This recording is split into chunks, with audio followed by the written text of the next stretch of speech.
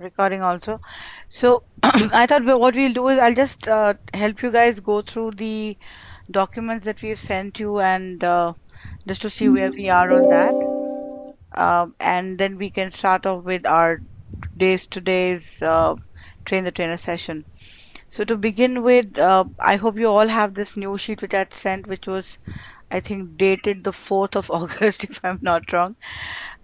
What you have on that FTP server that we had sent were all these documents and the phase-wise information that is there. Now, just to go on the beginning, we have, and I'm sure most of you've read, both of you read all these documents, but just to a quick reminder, these are the two documents which are the marketing documents, which is the brochure and the video and script, which is something that the participants get before they come into the training program. Then, if you remember the high level design, we start with week one and the pre-program, which starts with the introduction video. And after the introduction video, there's a program guide that is sent to the participants.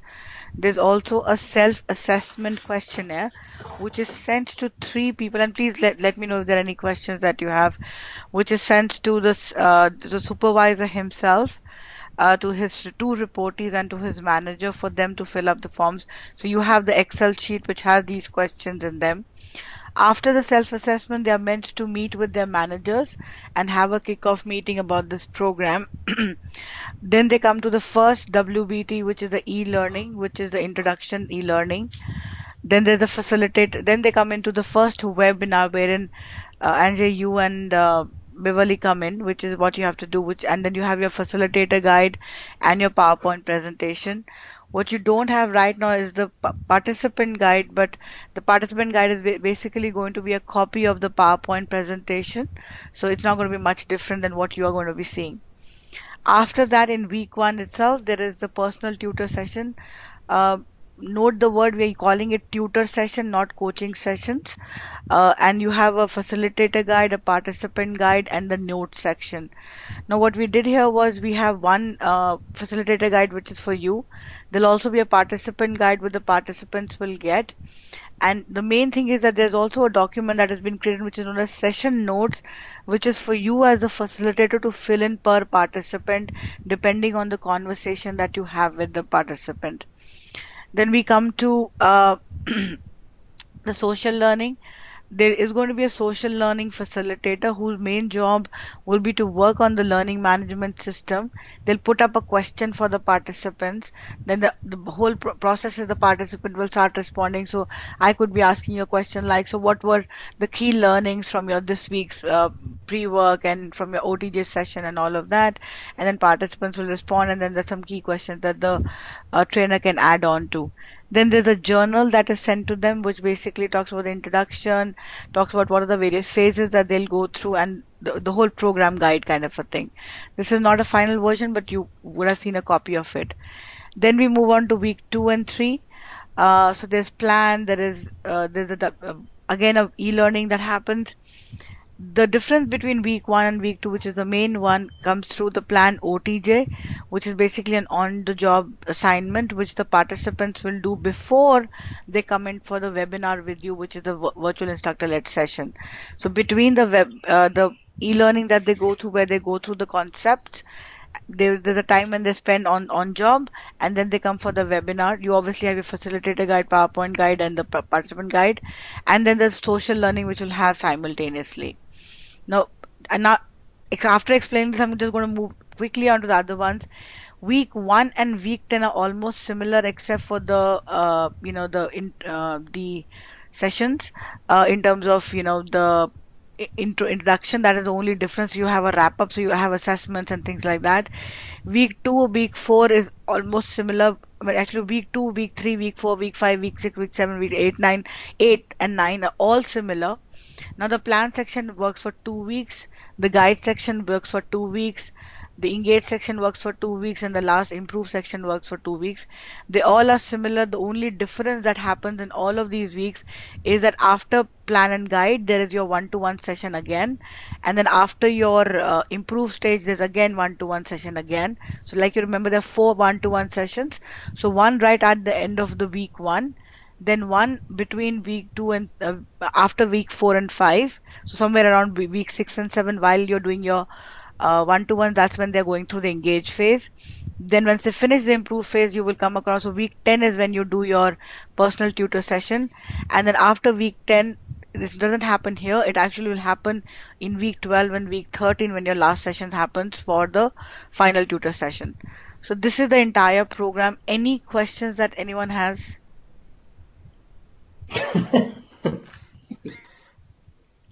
Could you repeat Can that, you hear me, please? Anjali? Yeah, I can hear you. Okay, so what I'm hearing is the program is taking a little bit longer now because in the high level design, you're still talking about 10 weeks, right? And Yeah. now you've just spoken about 12 to 13 weeks. So the change that came through was that if you look at how the one-to-one sessions are scheduled, if I'm going to start after week 4 and 5, the second session, which means it's considering 30 participants, it will take me approximately a week and a half or 10 days to run 30 participant sessions, approximately at least 7 days. Okay. Now, when I come to week 9, again, if I go, I'm actually falling back on week 10 to actually do my one-to-one session because by the time they finish the improve phase, then is when I have to start the next session, which is for their one-to-one. Now, if and so I need to have a gap. But if I come back on week 10 again and do one-to-one, there'll be an overlap. So we need to give them some amount of time. So what has been decided is that we'll finish the 10-week programs. Personal tutor will not happen. Rest everything will happen. We'll give a gap of 2 weeks and then do the final one-to-one session. So, Okay, but we will still stick to the dates that you've given us before, or does this take us now in sort of further into December? no, I have given you dates according to the original plan, which is according to week 12 and week 13 and not week 10. Okay, that's fine then. Okay, thank you. So the dates that have been sent to you on the mail that I sent you, the dates on that are exactly as per as per the plan for 12 or 13 weeks, not for Okay, week that's 10. fine. Okay, thank you. Any other question? Yes, Anjali. Did you say that there's going to be a different facilitator for the e-learning sessions? No, only for social learning. For the social learning, that's what I mean. Okay.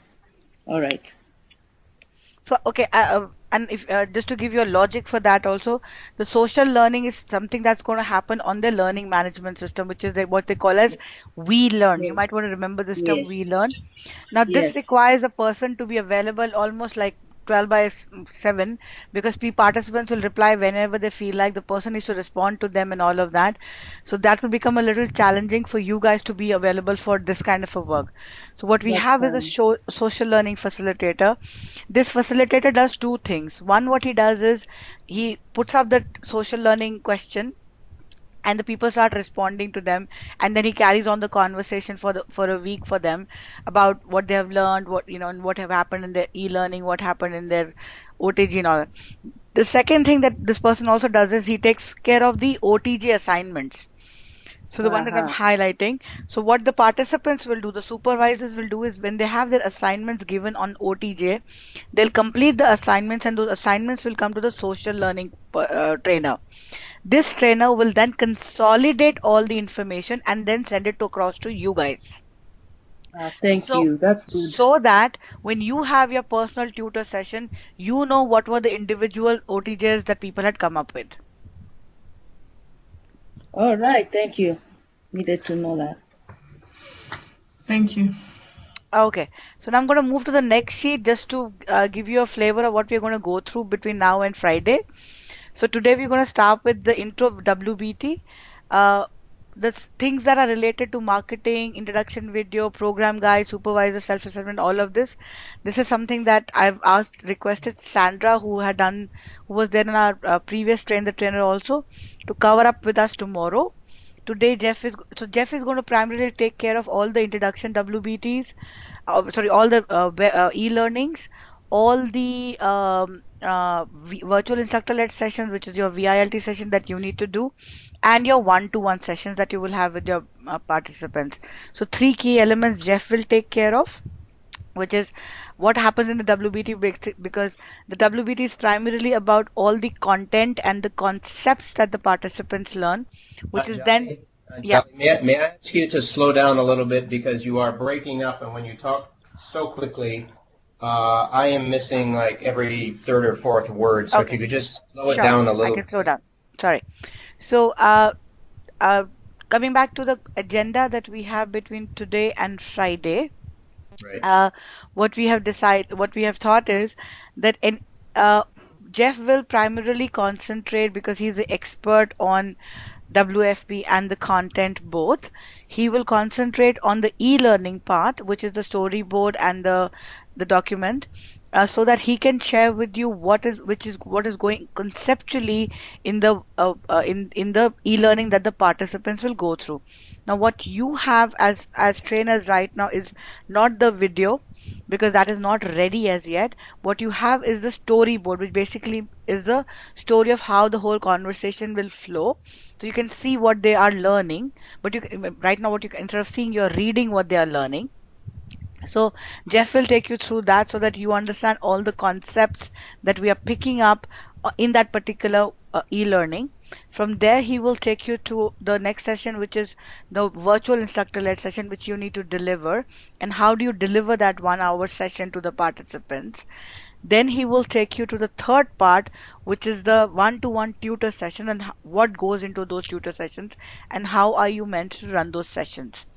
The rest of the elements, like the documentation or the kickoff meeting or the the OTG assignments, social learning, all of this will be taken care by Sandra tomorrow, and then we'll come back to so that's where she's going to spend most of the time, and then again back on 9th August, when we will, which is Wednesday, when again Jeff goes back to picking up the e-learning. I get so confused between these terms. E-learning, the virtual instructor-led session, and the one-to-one sessions.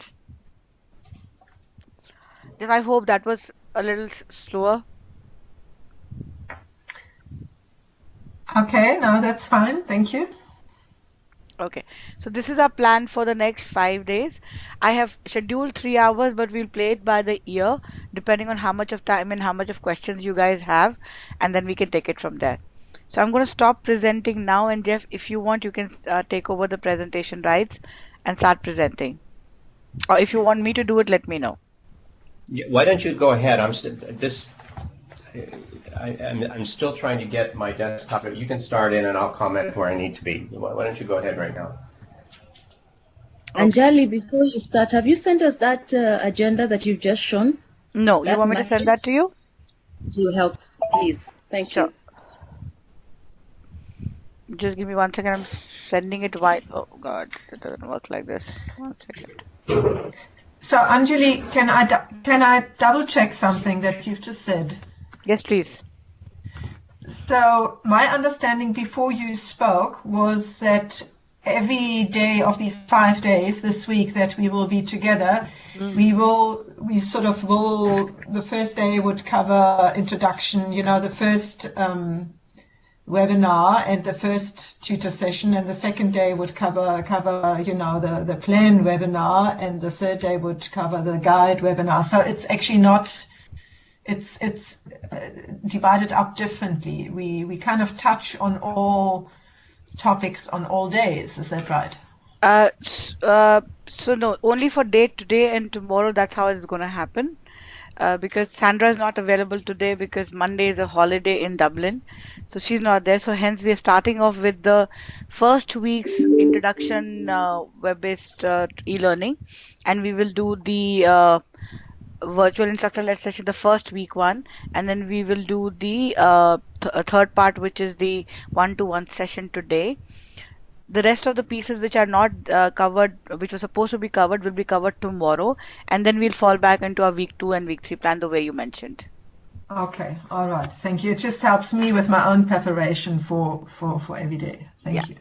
Okay, so I'm going to now move on to content. So I'm assuming that you would have draft. I mean, the folder looked something like this. So you would have one folder which had the marketing documents, then you had week 1, which was pre-program. Week 2 and 3, which was plan. Week 4 and 5, which was guide, engage, improve, and wrap up. I'm just going to run you through the folders once again. So week 1 had a supervisor journal, which Sandra will cover tomorrow. Then week 2 and 3 basically has all the other documents that are required and so on and so forth. So we're coming to week 1. Now there's a supervisor journal that Sandra will cover tomorrow. There is the TTT assessment questions, which is a 360-degree supervisor, reportee, manager assessment, which again Sandra will cover, though there is questions, but she'll tell you the kind of questions that were created. Then we move on to the first section, which is the storyboard for WBT, which is the first one. And yeah, this is what we're going to start off with.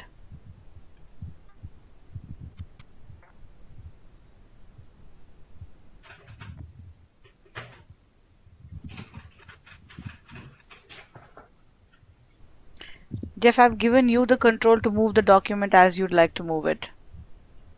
Just try if you can.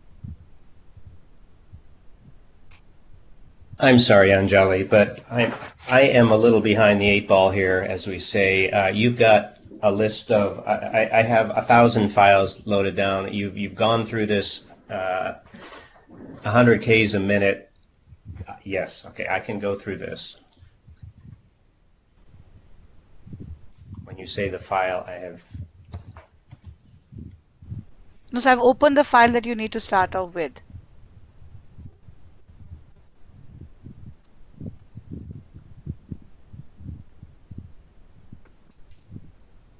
And that would be? The first intro WBT.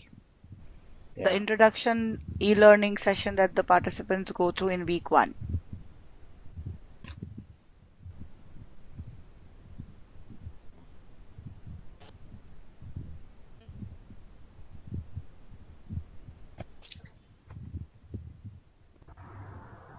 Well, I think it would be really good if you gave people the participants here, not the participants, our super the people here, a moment to review it. I think they had the document, so they would have gone through it. Yes. Antje, Beverly, can you confirm that, please? Yes. Yes, I've gone through it. We've gone through it.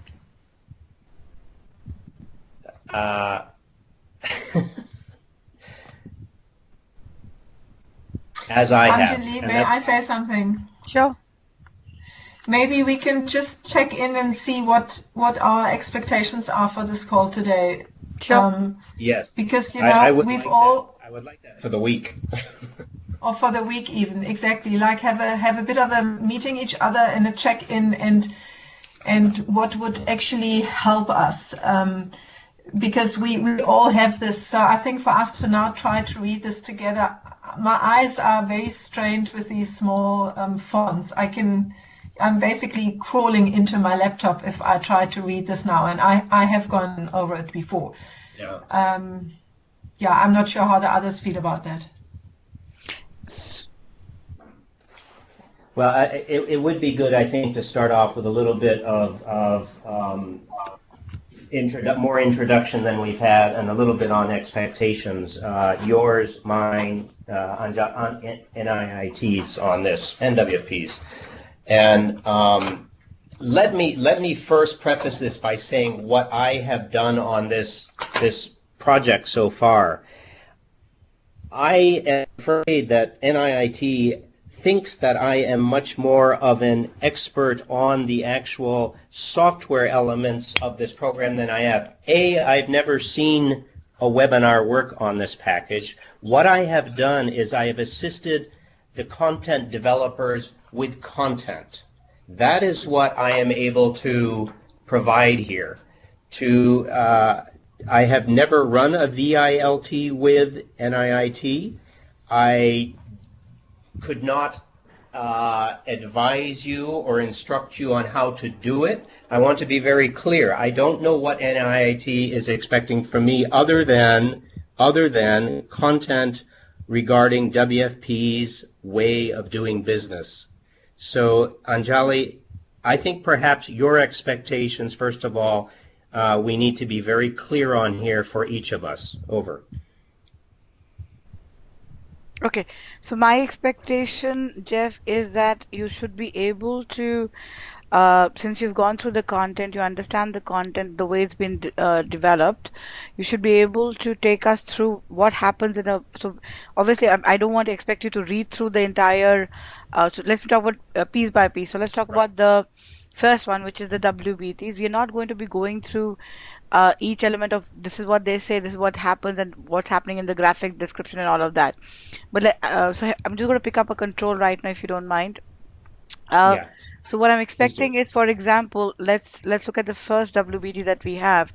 So the rest, I'm sure they all have read through, so there's not much to go about it. But let's come to a place of what's really happening. So what's happening is that in this particular, for example, the first WBT, the first session when the participants come in, these are the these are the four key objectives of this particular program. So we have recognizing common supervisory skills and blah blah blah and all of that.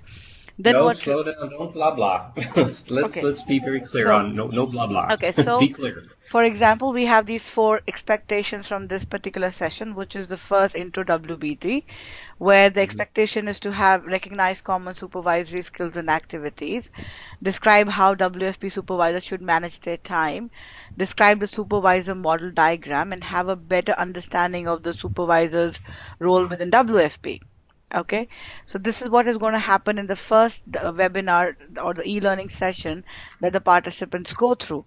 Now, how this happens is there are two people in the group, and they're expected to meet, and there is some conversation that happens between Maria, who is the leader of the team, and then you have some another images of some three other people who come into the conversation. Now, what happens is the conversation is happening and all of that.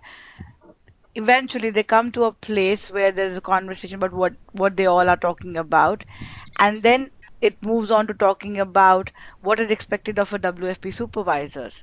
So then this person talks about the key skills that are required is for them to be able to create plans, guide their team, engage with others. Okay, now how do you do that? Once you move on, and obviously the improve performance, achieve results, and things like that. Then we talk about how do we do that. So we talk about planning, guiding, engaging, improving, reflection, and summary. So these are the key things that they're talking about. So then we go to lesson one, which is planning. In planning, we are talking about how does planning really happen. So and then what is then that's how you move on from each of the section, and then they have some scenarios where they're supposed to come back and say whether the person planned well or not planned well. They come up with the answer and they say, yes, that's right, not right. Did the person delegate the task well? Yes, right, not right. And that's how it goes on. So you explain to the participants, see whether we understand what's really happening in this conversation. Now, this one really doesn't give you too much of conceptual knowledge, because what this first e-learning is doing is actually just taking you through the five key elements that we are going Okay, to be Anjali, talking about in the program. Anjali, let me interrupt if I may. Just excuse me. This is the very first day of 5 days. It's the first hour of 15 hours. We're so far in the weeds at the moment. I think we need to back off a little bit, or take a little bit more helicopter view of this.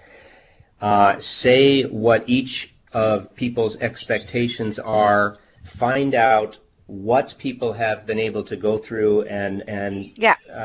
and let's start with, we had some introductions the other day. I think we know where we are and who we are, but we had very little as far as input of Antje and others on the actual program. And so it would be very good, I think, if we backed up a little bit, talked about each individual's expectations, and perhaps even sort of the broader questions that everyone may have at the moment. I think we're diving into the weeds too quickly. Okay. Over. So we can do that. So let me just finish up what I expected was you to take them through the webinar and tell them what really happens in the WBT session for them. Once we've done the WBT session, the next expectations I have from, and I'm assuming and I'm hoping, and this is my expectation, that Angie and Beverly have both gone through this particular document, and they understand what is really happening in this particular webinar, and they can come up with questions on this webinar on what really happens, what the participants are going through. The next part that we move on to is talking about the actual webinar, which is the first session that they are supposed to deliver, which is the intro section. Here, I expect Jeff, for you to be able to run them through the entire content like a normal session would run in the virtual instructor-led session. So how do you run this particular presentation in a classroom? That's the second one. The third one is Anjali, let me repeat. We do not have a working session yet. We don't have the package. What I have is content from your developers that I have added my notes to. I have not been through an entire session either. So for me to take someone through it, it will be word for word here.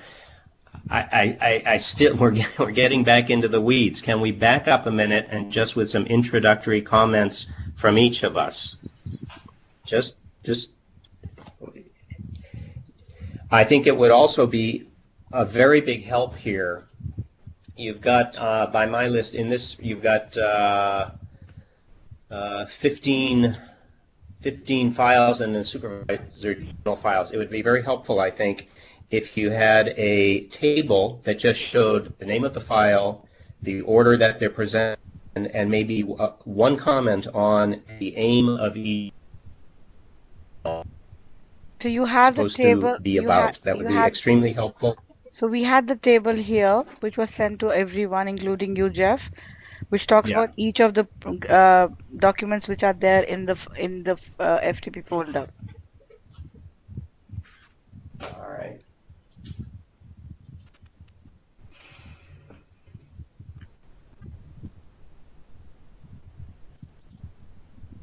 May I chirp in here, Anjali? Sure, please.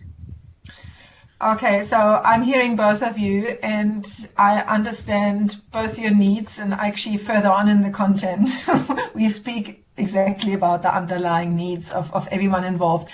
My underlying need would really to co-create a conversation around the PowerPoint presentations that we have received.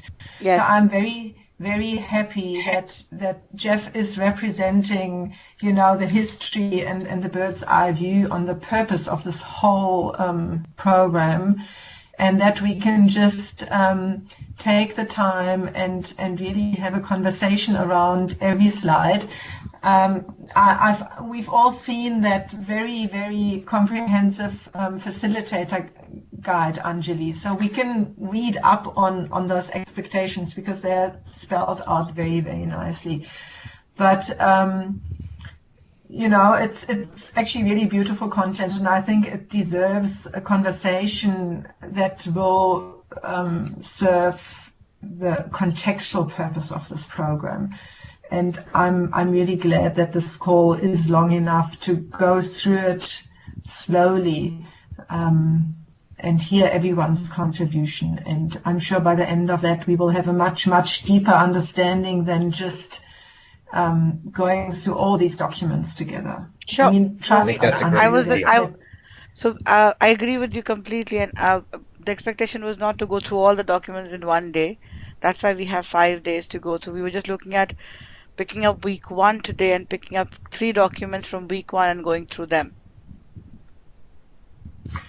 Sure, but maybe we can do it, maybe we can change up the order a little bit, and then we will see that we've already covered a lot, you know, once we're done with the PowerPoint. Sure. And I would really, you know, the other day we heard that most of us are actually new to WFP, I think, except for Beverly and Jeff, you know, and it would really help me a lot to double check and confirm what I think the purpose of this program is. And like I say, I'm a newcomer, so I need some learning on that. Sure. Thank you. I think that's a great idea. Just to add to the conversation, I think in terms of my expectation, it will be also good in the whole week as we go through this. And I think, Anjali, you have alluded to this, whereby we're able to run the whole 1 hour webinar and just see how it just flows through, especially when you're thinking of having 30 people in a session. Mm-hmm. And therefore, just those dynamics, it would be nice to just talk about some of those as we go along, as we also think through the different kinds of cultural aspects of the participants that come in and how we can handle some of the things that come up while we're going through that. So even as we view the content, we're also trying to anticipate what are the different things that can come up, and therefore how can we relate to that. I second that. I think that's a great idea, and I think what I have to offer, if anything, here is some guidance and commentary on WFP and what it's expecting from these modules, and also just some work on some guidance on working with participants on webinars. I have done that with other clients and other participants. Just haven't seen, gotten my hands on the webinar here because it's not available. But I think that's a good idea to talk about WFP's purposes, what it's getting at, and some of the guidance on working with a large group through a webinar. Over. So question that I have, Jeff, is how would you like to run this? Well, I like the idea of going, the PowerPoint actually is a very good, I think that's a really good piece, and more than an overview, it's detailed, but it shows the flow, it shows the, gets at some of the particulars on and how the questioning and whatnot is run. I think it's good, but I would really like to ensure that we answer people's questions rather than, if we're just presenting, it's very easy to get lost in the weeds, and given that this is the first day, perhaps we need to get those big questions out, if there are big questions, sort of general questions. Over. So if you were to start now, what do we start with? I suppose you were talking about the Supervising for Zero Hunger Introduction webinar. Is that what you were asking for before, the PowerPoint, I mean? Yeah, I was Yes. looking at the Supervisor for Hunger first webinar. Not the webinar, the WBT e-learning. So my first question for everyone would that, in that case, and specifically for Antje and Beverly, would be, we've gone through the storyboard, which is basically how it's going to actually look in when it comes into reality, how the whole e-learning will look like. Right. Do you have any questions on how this works, or any question on the concept that has been picked up, which you do not understand, which you would like Jeff to give you more information?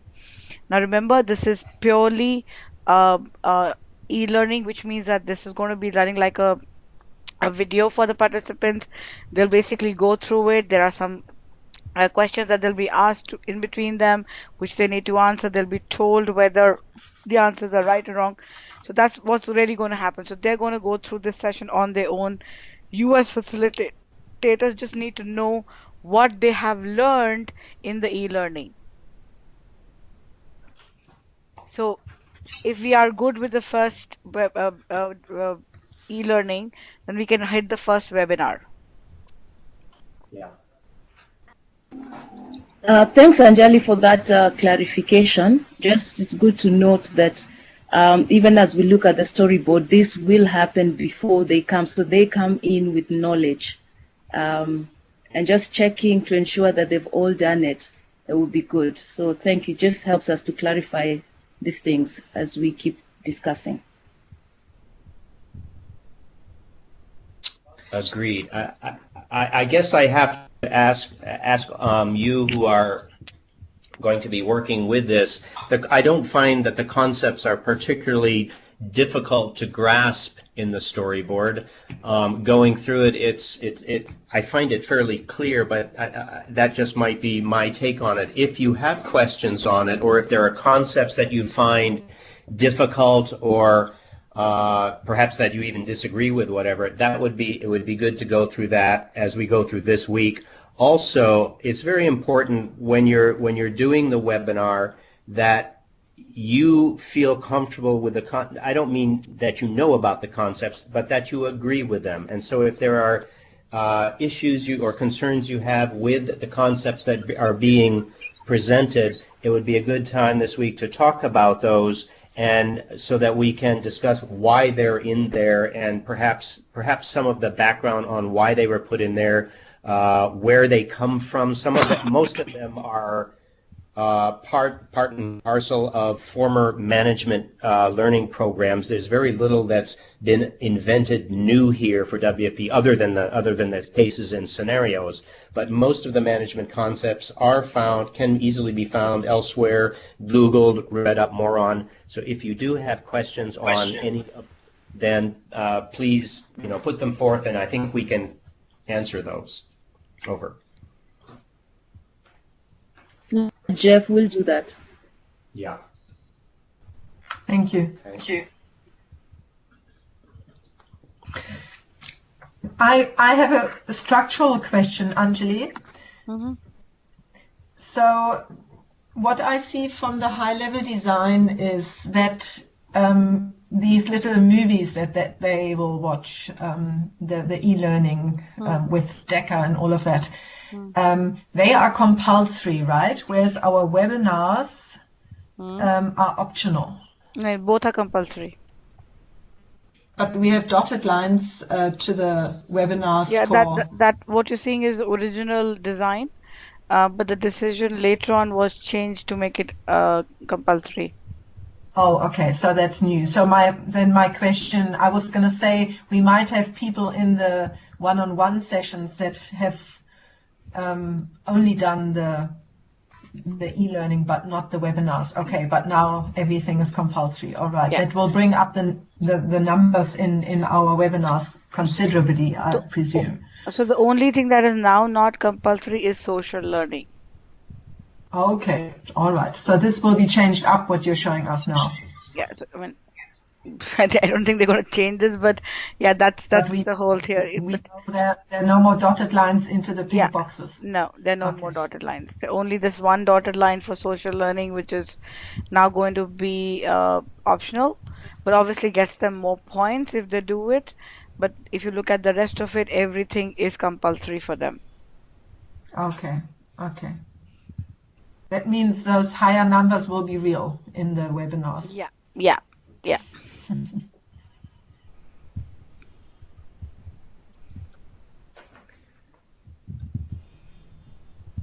Okay, so where do we want to go now? Well, am I right in thinking that when I think it was Antje who asked for maybe reviewing through the PowerPoint, you were talking about the intro to the webinar, or was it the other high-level design, the design PowerPoint? It's the webinar one, yes? I would like to go through the PowerPoint for the first VILT training, which is the first pink box in the top right corner of the high-level design. That one, exactly. So I would like to go through the PowerPoint presentation for that.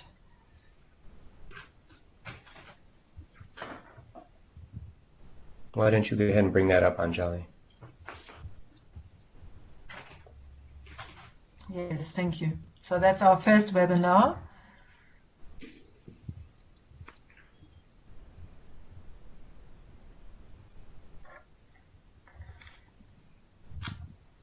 Jeff, you have the control if you need to move the slides.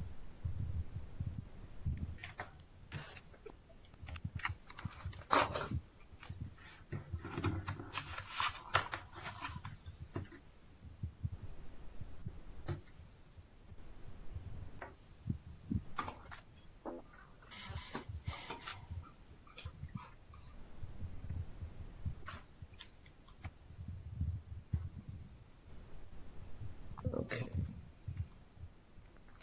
So maybe just while Jeff is working on that, Beverly, maybe I can share what happened last week for me around this.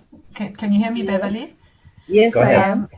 Okay, and Jeff also. So I had quite a bit of interaction with the technical people at NIIT, and everything should work now, which is great.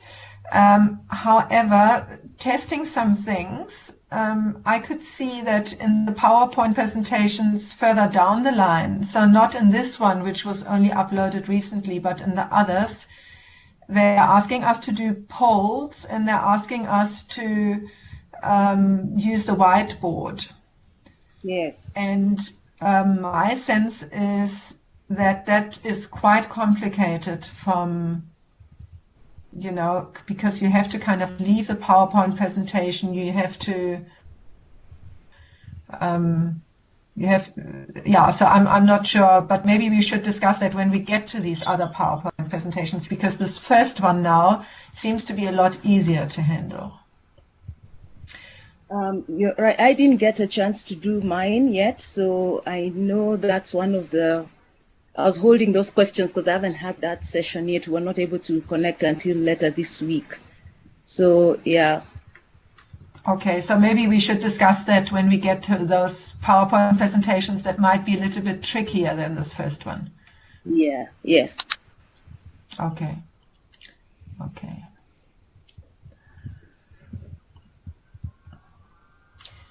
Have you done this before, Beverly? Have you run webinars with such large numbers of participants? No. I also haven't. So I'm really glad that we can hold each other's hand doing this. Absolutely.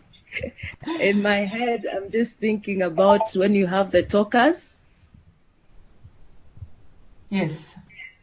And we have 1 hour. Yes, exactly. And we might have people talking and we might have other people writing at the same time. Exactly, yeah. Yeah, and if we then ourselves still have to write also and talk at the same time, then things might get a little bit complicated. But that's why I'm happy we run through this together now.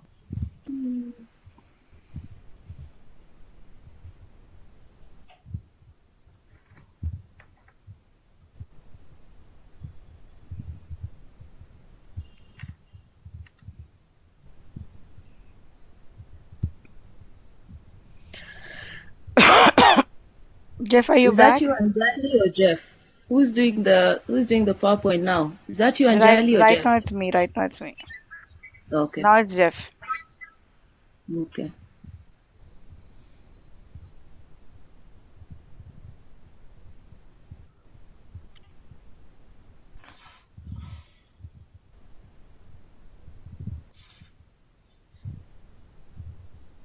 Oops, Jeff is off, eh? I can see him online. But he's muted, I think. No, mine he's off. It's saying outage. No, he's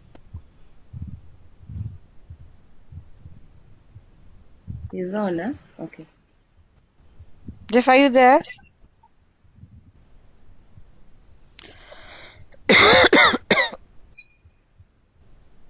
His mic looks muted.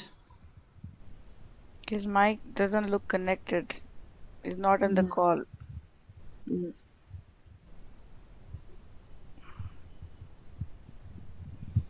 He says he can't hear again. Yeah, I just read that.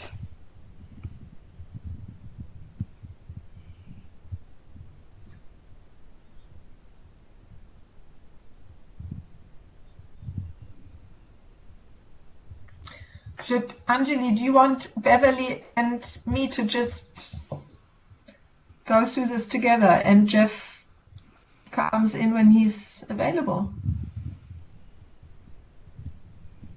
I'm trying to add him to the call again.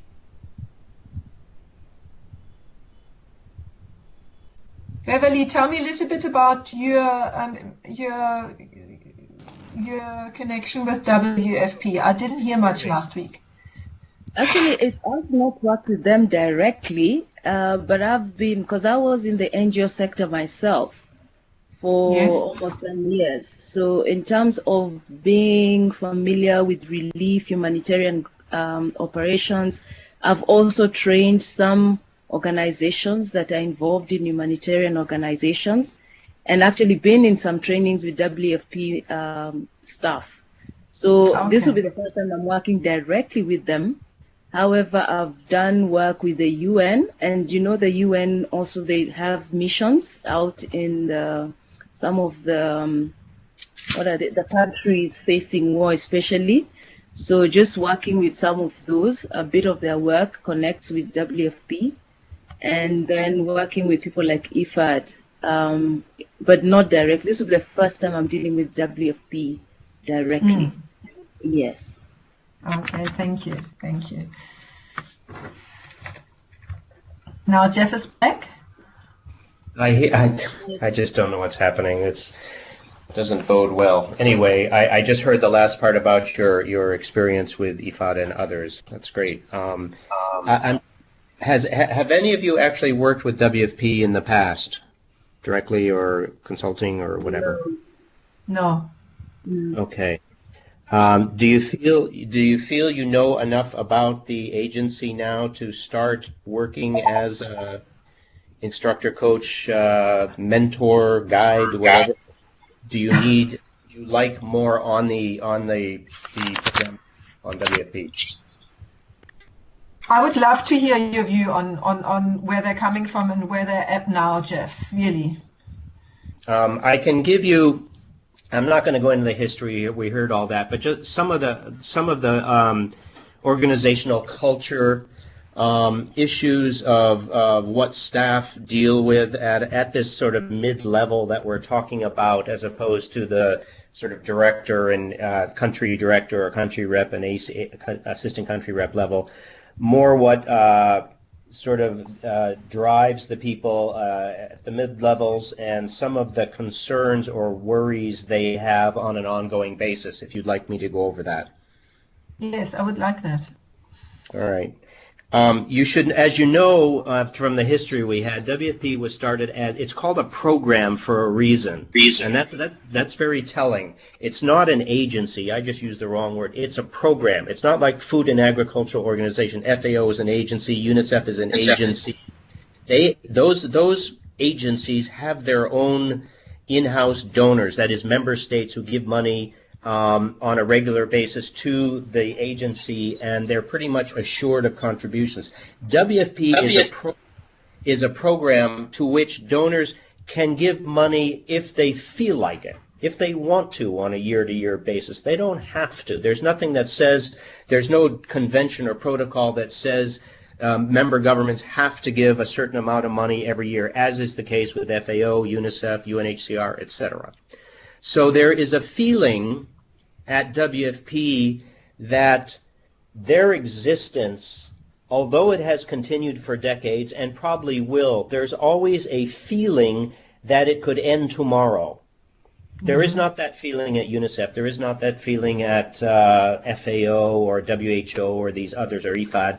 WFP was a program started under FAO auspices. It is much more independent now, and it does have a very good fundraising capacity, but it is still a program that has to be fundraised for and approved and everything on practically an annual basis. Because of that, there's a lot of staff, I don't know if you're aware of this, who operate, and it's a huge number, it's a huge percentage of staff who operate sometimes on 3-month contracts, sometimes on 6-month contracts. I would say, and I don't know the numbers on this right now, but it wouldn't surprise me to hear that the majority of WFP staff are working on a 6-month renewable contract. You can imagine the kind of stress and uncertainty that can generate amongst staff. This is especially true in its emergency operations, which are by nature shorter term, and therefore contracts are shorter term. This all implies that there is much less a feeling that I may be here working at WFP as a career. I hope to, but it's not, nothing is guaranteed. And so that level of uncertainty does permeate, and staff often talk about it. I mean, I don't work directly for WFP. I've always been a consultant, and they've talked to me about it. It's something that they feel deep down in their bones, let's say. So, given that, I think this program has a special importance. It's critical in that it shows that WFP is investing in that mid-level, which hasn't always been the case. This isn't the first time, but it is a concerted effort to upgrade mid-level skills, and it at least implies a longer-term commitment. And I think that's really important to understand. That's probably one of the reasons it receives such good reception and accolades from the people who were contacted by NIIT and others at the beginning during the design phase. Another point to keep in mind as we do this, as we go through this, is that some of you have worked with the UN, and you know that the UN can be extremely hierarchical in structure, in not just in structure, in mindset. And there are country representatives. Sometimes they're sometimes called country reps, sometimes directors. It depends on the actual country. But let's say country reps. Sometimes they feel that their job is almost diplomatic in nature, and they do not delve down into the details of the business. That's not that. Some of them, not all of them. Some of them are very, very good managers and leaders, and as a result, in the cases where a lot is delegated downward. Well, I mean, it's usually delegated downward. There's not a lot of flow back up the other way in terms of feedback, in terms of feelings, in terms of what kind of job I did, how was it received. There's been very little of that over the years. And as I've said several times to the content developers, I was very glad to see that feedback is a critical part of the program, mainly because it implies a new thrust by WFP to focus on feedback, which this is just a personal belief of mine. I think this is really how organizations and staff themselves improve and do better. You can't do it without feedback. And this is perhaps one of the first times I've seen WFP put emphasis and focus upon it. So I think this should be throughout this program, not just the few times. I think it's in the Engage, which right now Engage feedback is front and center. I think this we should be looking at throughout the course of the program, mainly because it is so new. It is so, I don't want to say foreign culture, but it really has been lacking. People have been definitely, genuinely afraid to provide feedback, real feedback in both directions, downwards and upwards. Generally, what's done, and this is unfortunate, and this is UN wide, but WFP as well. When there's a problem with a staff member, what is done is the person is shifted to some other unit or even possibly agency to get the problem off my desk rather than deal with it. So again, I think this is an important learning package, mainly because this represents a new cultural shift. If it is serious, and if people take this seriously and work with it, it would represent a new organizational cultural thrust at WFP. And for that reason, I'm really glad to see feedback front and center. And I think it should be front and center in all of our dealings. In other words, when we go from talking about feedback, when we go into a webinar, I think we should be trying to get feedback from the staff. What did you think of this? How did you do? What did you think of your colleague's performance? What did you think of that comment? You know, I thought your comments on that particular issue were really well done. I think you could perhaps even improve them by doing A, B, and C. It's a new thing. Let's really focus on it to the extent possible.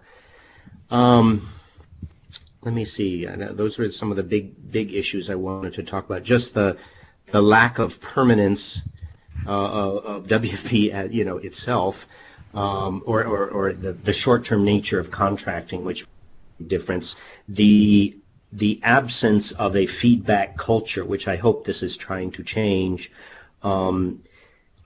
Just going through the four big modules, planning, these people do planning all the time. This isn't something new to them. They do plans all the time. They're used to planning. They know about planning. What they may not be as good at, which is true in a lot of U agencies, is taking those plans, making them measurable, with measurable objectives, and then going back and reviewing how they did afterwards, looking at the outputs and outcomes compared with the plan. That's something that's relatively, it's not new, but it's not practiced widely. They engage all the time. They engage all the time with partners who are external agents, NGOs, government partners, etc., staff within other UN agencies. They engage all the time, but the engagement on a personal level, as we said, is going to be something a little bit different. Hopefully a lot different. And improving, obviously, they, like all organizations, they talk about improving all the time, but without those critical staff management issues, feedback in particular, that sometimes has been less than what would be desired. I've talked a lot. Other questions? Yeah, I have a question. So I've mentioned that already last week. To me, this is a massive, massive opportunity for middle management at WFP. This program really aims to empower them and find their voice and raise their voice, and hopefully they will be heard. So I hope WFP knows what they're doing there, and I think if that's what they want, it is really a fantastic program. And I mean, personally, not just as now, to be hired to do that, I really think it is an opportunity for WFP to make a leap ahead and use this position of a stepchild to really be cutting edge in the NGO industry. If they dare to let go of that hierarchical controlling way where top knows and bottom receives. Yes. Because only when people find these voices and people dare to say what they think, and I mean we speak about that in those webinars, that fix the mistakes and create a safe environment where people dare to speak up, only then new ideas will actually surface. But it's also a matter of accountability that management then will listen to that and will be accountable to possibly follow up on those ideas. Because, I mean, people come with a new idea 1, 2, 3 times maybe, but if it all then, fizzles out, then they may just go back to that less engaged state. Antje, that's a brilliant comment. That's an absolutely brilliant comment, and it's one that I've often thought of when doing leadership and or management training with organizations.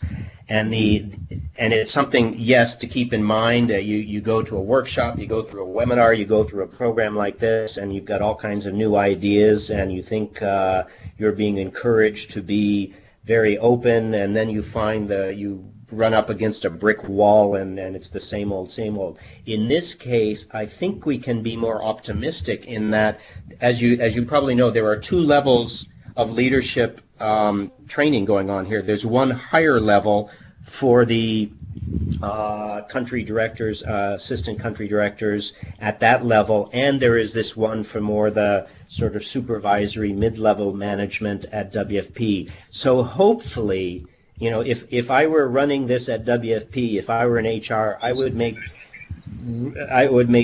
sure, to the extent possible, that we're working with the same country programs or country operations, so that the country reps, assistant country reps are going through that higher level one so that they're hearing the same messages.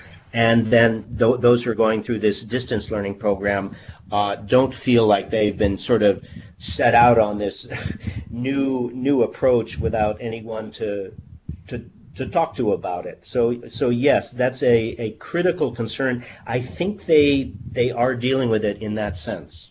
Over. Thank you. I hope. Wow.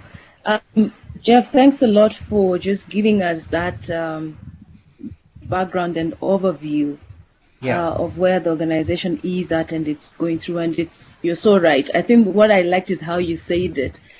The of the hierarchy is actually not just in how they work, it's in the mind. Yes.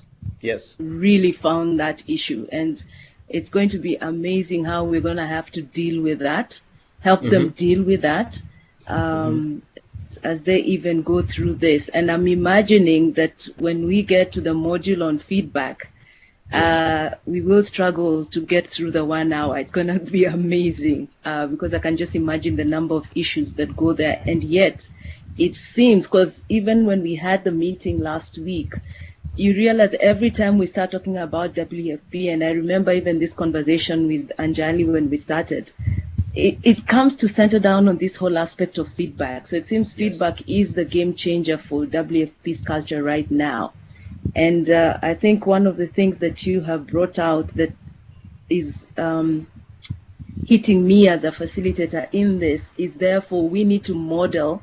We are expecting these supervisors to grow in terms of skills in providing feedback. We engage with them through the webinars and one-on-ones. I think I heard you bring that up, which then connects with what Antje is saying, the whole aspect of empowerment.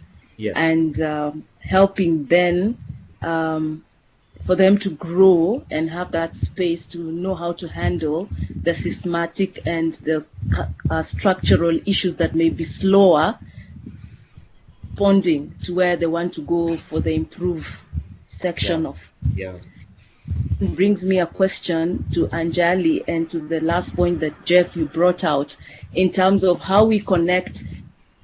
We are engaging here to provide these supervisors a voice that then will raise that information to the next level for them to also engage at the training level. So Anjali, I don't know if there's a bridge there. Not something that I'm aware of. We'll have to check. Okay, and I guess all we can do is give you then feedback, which then you can find through the HR for them to then know what to do after that. But yeah, I guess it's going to be quite something.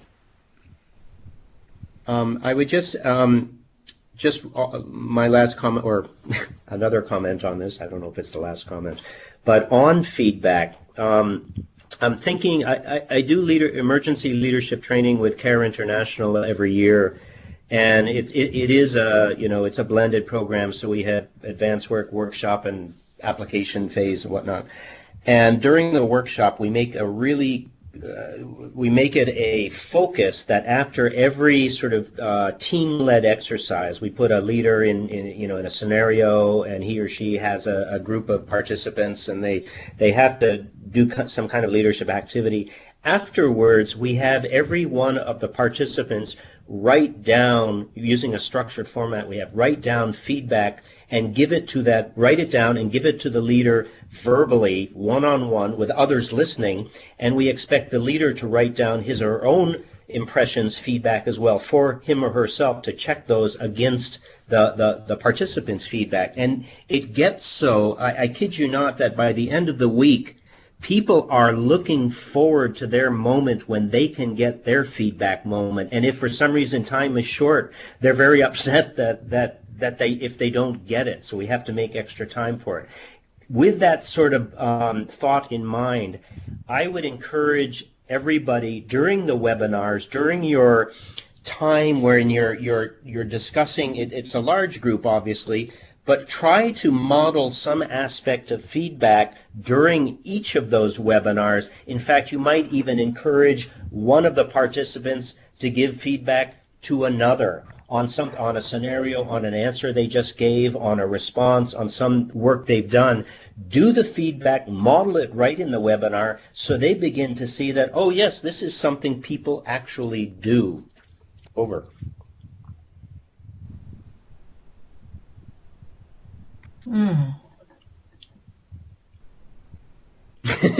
Silence. Jeff, I'm not sure whether the facilitator guide is created like that, but yeah, that's a very good idea.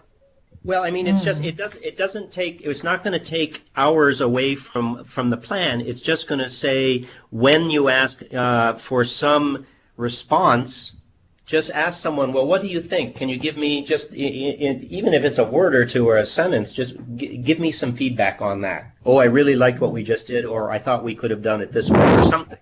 It doesn't have, that's one of the major points. It doesn't have to be an entire coaching session. It can be a word or two, a sentence, just to show that, yes, I'm listening, yes, I really took it in, I understand it, or I really appreciated what you did, something like that. It doesn't have to be long. It's a mindset, not an activity. Anyway. I actually touched on that in May, or whenever I had my first opportunity to speak to participants. I really think there's such a beautiful metaphor unfolding here with zero hunger, where we are feeding for zero hunger. But to feed properly, we need to be fed back, so the feedback is already in the name of the program. I love that. It's wonderful. Okay. I had a question. Yeah. Please go ahead. Yeah. So I had a question come up while you were speaking, a little bit outside feedback, but for me to feel empowered myself to hold the participants in my region, I would like to know a little bit more about my region's country plans, strategic country plans, because how can I sort of design goals with them, or see where their thinking evolves around their strategic country plans, if I know nothing about them? Well, these should be available, and it might be worth. Let's see. You're located where right now? In Joburg? No. Where are you located? I'm in Cape Town. I will have from Madagascar to Congo. I will have all sub-Saharan Africa. Yeah, I would, it might be helpful to get a hold of the name of the CR or ACR, send them an email, send all of them, each of the countries, and explain that directly. These are not documents that are meant to be, these are not secret in any way. These are public documents, and they're done generally in conjunction with government agencies, with NGO partners or whatnot. I would ask if you can see one of them, just to get an idea for the type of the language, the type of effort that goes into the mindset, the words themselves, the areas of focus. I think you could easily get hold of certainly in an emergency operation what the plan looks like, if there's a strategic plan.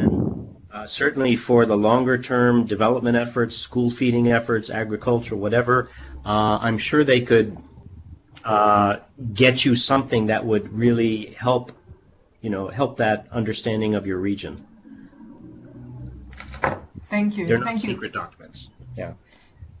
Anjali, what is the plan there? Is that for me to do that research myself, or will there be some sort of briefing with the country, with the region, head of the region? That I would like that a lot if I had maybe an hour call with. I know that the person in Joburg is on leave at the moment. I think someone is standing in. But that I don't just get names of participants and maximum the country they are from, but that I will know what the focus of their work is. We're planning a meeting for that sometime before your pilot starts, so that should happen. Okay, thank you. Antje, I just Googled Madagascar country program, and I've got a whole long page. There's the operation document, there's standard project report. It's all right there. Google it, and you will have more than you really want to read. All right, thanks. Thanks, Jeff. Where Okay. other questions, or should we move on into the actual nuts and bolts? Yes.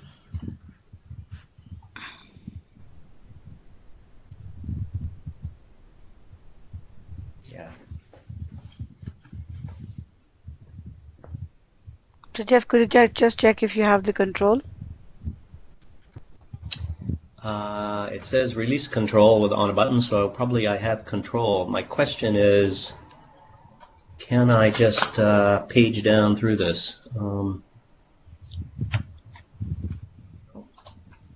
Yeah, was that me who just changed the, Yeah, I didn't do that, so I'm assuming you did. to make sure, because it is, there's a big delay on it. I want to, let me just try that a couple times. Boy. I don't seem to be controlling it at all. Try again. Did I do that, or did you? No, this one I did. Yeah. It'll be simpler if you actually did it from your system, because then you will not have a problem. Why don't you keep your fingers on, keep the controls, and I'll just say, let's go to the next one, or Okay. when everyone's done.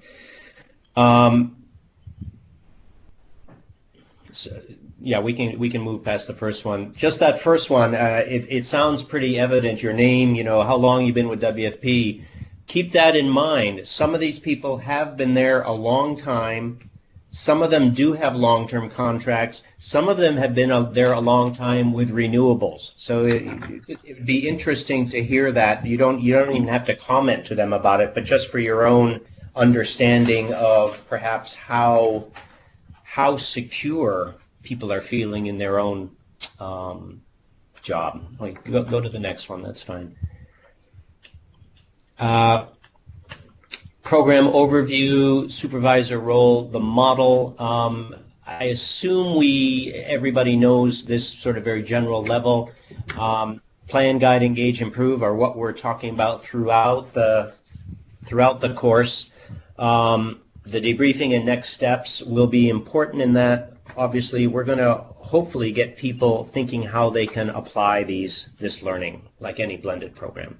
Go ahead to the next one.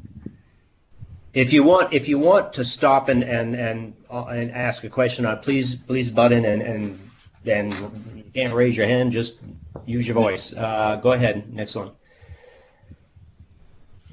As we're moving to the next one, just to ask everyone, when you think about the first very slide on introduction, again, I'm just thinking in terms of how viable it is to have 30 people share this information.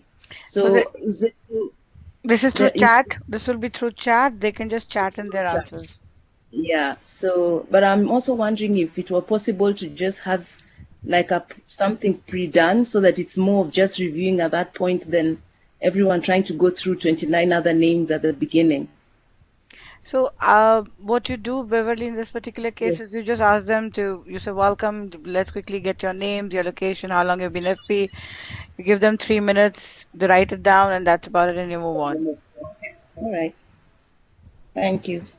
So you don't start acknowledging welcome. I mean, you can pick up some names and say welcome everyone, but if you just start picking up every one name, then you will take another 10 minutes to do that. So just quickly, yeah, you can't do that. So it's just about getting their names and then writing them down. It serves two purposes. One is obviously for attendance, and you get some names there, but otherwise you can see their names in any case in the list, which is on the left hand side of your screen. So you will not need that. So yeah. All right. Thank you. It might be interesting, just as sort of an engaging thing, to ask who's been with WFP the longest, who's the newest member. Just those two, and you can maybe do that, and something like that, just to get people listening. And okay, I think we can go. Next one.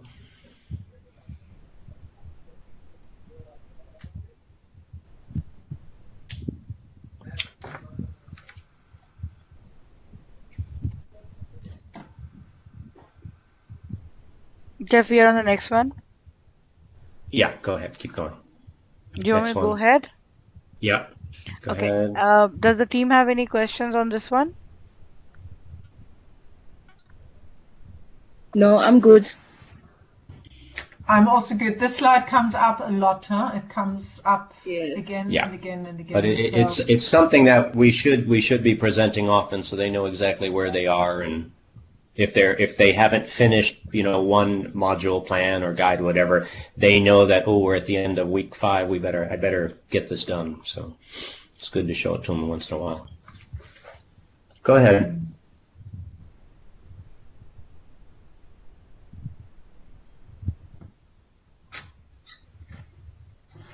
Jeff, you want to talk about this one?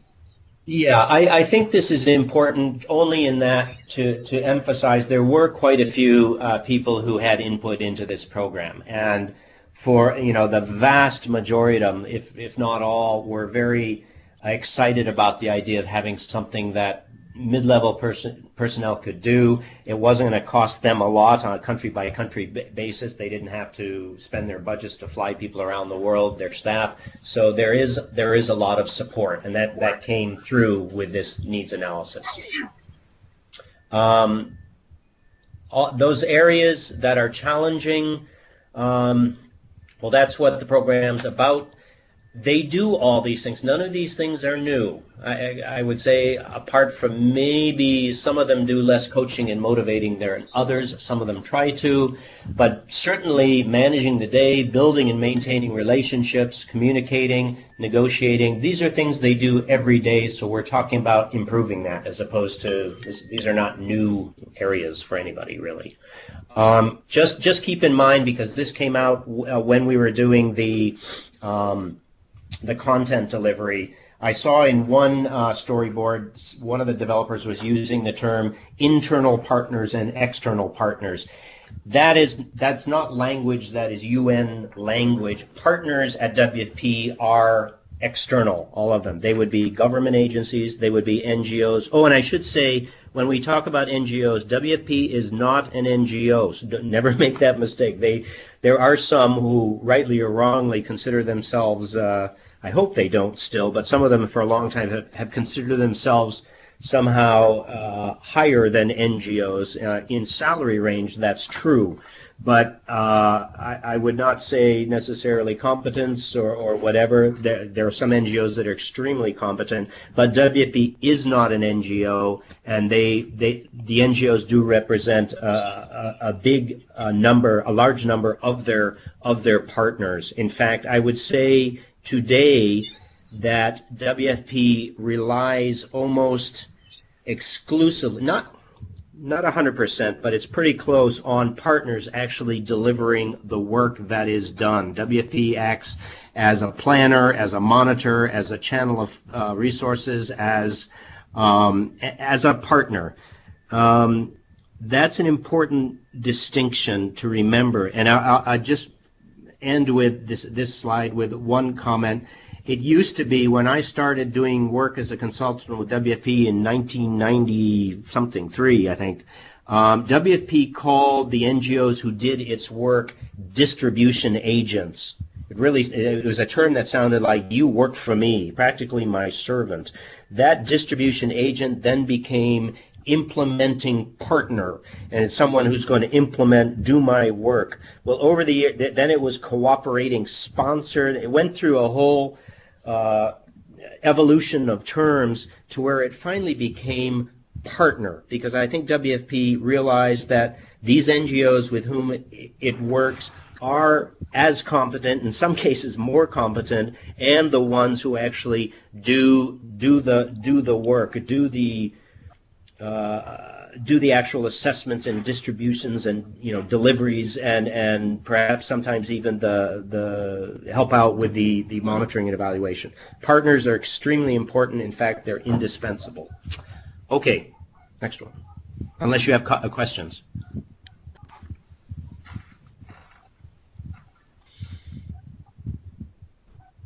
Go ahead, next one.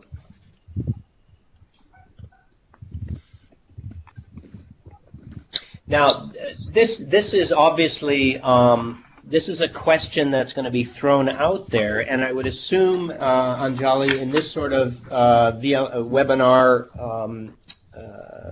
approach, you have sort of a whiteboard in which people just probably throw up certain tasks on there. We're certainly not asking 30 people individually, but is there an option here to provide a whiteboard, white space where people can each enter a task? I will need to check even, Jeff, I'm not an expert on this, but I'm going to check what the facilitator guide says. Yeah, well, don't worry about it right now. My only point is, in these questions, which are really good ones. This is supposed to be a whiteboard activity. Great. And so, what I would now, you all can handle this the way you think best. What I would do when I see 20 or 30 tasks being thrown up there is very quickly look for the one or two or three that seem to be the most common. And I would just make, we see a lot of people are engaged in A, and seems B is a really important one too. If you have time, I don't know if there's time, you might ask one person a question about one that it seems to be done by a lot of them. And if you have time, you might pick one that is an outlier. But that's obviously a question of time, just to keep them listening, keeping them interested. If you're calling on one or two of them on a slide, then everyone will be listening because they think maybe they will be called as well. Over. Yeah, so that's exactly what I was touching on earlier, is that I've tried that with the technical support people. I've tried to exactly do that, and what needs to happen, it seems, is that one leaves the PowerPoint. You will see that at the bottom. So this is a technical thing now, but it's important, I find, because otherwise I don't think we can do this actually yet at this point. Because if you can go back, Anjali, to the whiteboard, please. So we would have to go, you see at the bottom of our screens, we have that little blue icon where you would share the content, and then you go to more, and then under more you find the whiteboard, but then you completely leave the PowerPoint, and it's quite a bit of going back and forth, and I'm not sure how smooth that will actually go. So at this point, I thought if one could write while one remains, in the PowerPoint, if one could write onto that whiteboard, but that doesn't seem to be possible at this point. Oh, that should be a whiteboard in the actual program for people to... It's just a placeholder for now, but we can't write onto it without leaving the PowerPoint. Anja, what I'm going to do is I'm working with the internal team on this, and what we're trying to do is to see if we can do exactly what we're doing right now, which is to give you give you the presenter, right? So once so the PowerPoint will be uploaded by the admin team, and they will upload the whiteboard for you at the same time. When it comes to moving the slides, they'll give you the control so that you can move the slides. And when it comes time, they will be the ones who will be then working towards the putting the whiteboard for you. Oh, that would be nice. Okay, I'm just saying we cannot practice that at this point, Anjali, as long as we are all going to be learning on the job when we do that. No, so we will do that beforehand. We'll practice it and we'll tell you how it works. Okay, fine. Okay, thank you. One thing, when I did a similar activity last fall with UNHCR, there were a lot of whiteboard options like this or moments, and I noticed that everyone sort of threw up a lot of comments, and some of them overlapped on others, and it was very difficult it was as though everyone took a piece of chalk and ignored what previous people had written and wrote right over what others had written. It was very unclear. So what I would do is try to ensure that it's hopefully the program will separate them clearly.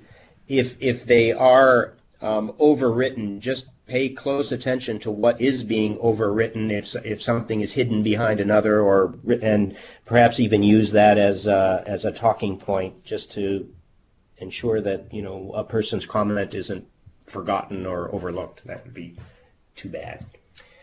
Why don't we go ahead to, let's see, I have it on my other machine now, slide 16.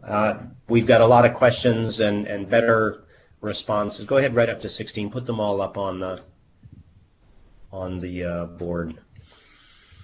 So you're going to be showing them, I'm always, common behavior challenges, and these are generic and pretty universal. They're not necessarily even WFP specific, but they are things that are very common at WFP. I react on the spot to all incoming requests. This is, for instance, very characteristic of WFP because probably of its emergency operations focus, and people can get very reactive just to get something off their desk, because if you don't get it on your desk, 5 more things will be on top of it by the end of the day.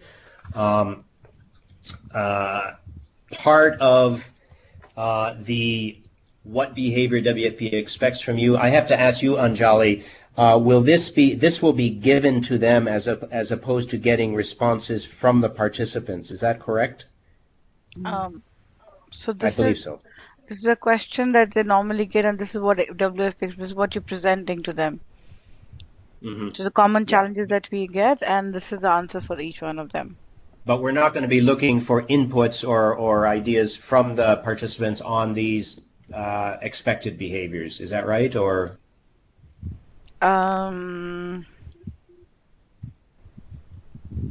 my only point is saying I think we can go through that. I think we can go through those fairly quickly. The way it works is you come up with the first one. So, for example, common behavioral challenge that you have is, I'm always too busy to get to know my reportees' individual strengths and weaknesses. You ask a question to the participants, so saying, what do you think is a better approach? And please use the chat tool to answer. People give you some answers, and then you show them the answer, which is to know what WFP expects out of you. So you move on one by one like that by asking them talking about the behavioral challenge, and then asking them what do they think, get 1 or 2 responses, and give them the answer. Yeah, I understand that. I'm just trying to figure out what would be the best way with 30 participants. You show the common challenge, give them a moment, maybe say to them, have a piece of paper by their keyboard, and they maybe write down their own thought, and then you can show them this. They don't even have to have whether theirs was correct or not, simply to know that this is the message that we're trying to pass. But give them a moment to develop their own reaction without actually bringing it to the screen, just because you wouldn't have time for everybody to do that, obviously. No, so you don't wait for everyone, you just get 1 or 2 responses and you move on. Yeah, because you've got a lot of these to do. You've got planning, you've got guiding, engaging, improving. If you go to the next one, next slide, Anjali, people will see that you've got engaging, improving, same process, same technique. I would just give them a moment to think about their own response, and then show them what WFP expects. Okay. Again, it's a question of time and the amount of time people have. If you have time, you find you've got time according to scheduling, it might be nice to ask them at the end of, say, each major category, engaging, improving, etc. Did anyone have another comment? Or, well, I wouldn't even go there. Just if there are questions about the expected behavior, perhaps that's a better question. Just not going to have time. Sorry, can I say something about that? Please. Because I need a little bit of everyone's insight in general around this. So this happens again and again, that there's a lot of content on some slides. Okay. Yes. I'm a coach. Okay, and we co-create. So this is a very directive way, and understand we're training and we're teaching, so it's not coaching. I get that too. But there's a lot of research that the mind actually goes numb when it has to split between listening and reading, especially when it's a lot of content. And I Yeah. myself have participated in webinars where the presenters just read off the slides, which is terribly boring. Okay, Yeah. so I really I don't agree. want to do that. And my question is, do the participants have access to these slides later Yes, on? yes, they do. They do. Okay, so So they, as a trainer, so two things. Sorry. is it possible that I say, you don't need to read everything on this slide now. Let's talk about it. You know, let's talk about the gist of this, what this means. Let's make sense of this together. That they don't panic if they can't read and listen to me at the same time, but that they will know that they can go back to this later if they want to. So if I can give my inputs, I mean, I'm not an expert here, but usually what will happen is when you start putting up this slide, I mean, if I were in anyone's place, what I would probably do is I'm going to be asking a question. For example, if I avoid, I mean, the first one, I don't have time to seek feedback from other people, ask them for solutions. What do you think should be the right behavior? And I'm just chat on your answers, and people put in one or two answers, and I say, sure, absolutely correct. What WFP expects from you is blah blah blah blah blah, and you read. I mean, you can just you don't have to read it word by word, which says I learn every day. I need to. So basically, what WFP expects is that you need to be curious, you need to be learning, you need to be connecting with other people. So I'm not reading the whole sentence the way it's written here, but actually picking up what is the gist of what I'm trying to say. So if I'm looking at, I always have a fixed idea what solution I want from a partner. What WFP expects is that we ask and we listen questions, and that's about it. I don't want to be reading it one by one and point by point. I need to talk about what is the main key aspect of what WFP expects from me. Now, the way to do that, and you can surely say to them that you don't have to remember all of this right now. We're just looking at what is expected. This does come to you in a form of a PowerPoint, which is in a participant guide. You can go through this webinar as a recording in We Learn later on. So right now, just let participate and see what are we looking at. What are the key messages that we're trying to bring in? What I would do, Jeff, and correct me if I'm wrong, when I finish off all of these four, I would say, so what are the key themes that have come up from you from depending on what WFP is saying and in expecting from its supervisors, what are the key themes that are coming for you? And that would be my question as a wrap up for this one whole section. Yeah. Yes. I mean, clearly, but I appreciate what Antje has said about the reading aspect. And let's remember that for a lot of people, if English is not your first language, now everyone will be speaking English, but if it's not your mother tongue, people tend to have to take a little bit more time to go through the sentence. I mean, I've just seen this time after time. It's going to take them more time. So to put them all up there, there's what, 8, 1, 2, 3, 4 per slide. There's 8 total, which is quite a bit. I'm wondering if it wouldn't be useful just to go to perhaps where it's completely filled out, if this is not changeable at this point, where the table is filled out, and just pick one of them and just say, you can go back to these. Let's just take the first one and think about that. Let's just read that one and take the time to focus on that. Or even if you have time, maybe one in each. But it would take a lot of time and focused attention for some people to be able to read these. People don't necessarily, not everyone is going to read it as quickly as a native speaker. So, and that actually would go for even when you would, I'm sorry, Jeff, again, correct me if I'm wrong, but it would again go correct for, if when they were listening to you. So I would just pick up the key theme out of what I'm talking about, engaging, and then talk about what WFP. So pick up what is really what they're trying to say. So look at the message which is coming through rather than the language which is written there. Well, to understand the key themes and messages, you have to understand the words behind them, and I just know that as a facilitator, you should do that. Do not wait for the participants to read, is what I'm saying. Well, but I think Antje is right in that they will be reading. I mean, regardless, if you've got it up on screen and they're watching their computer screen, they will be reading it. So maybe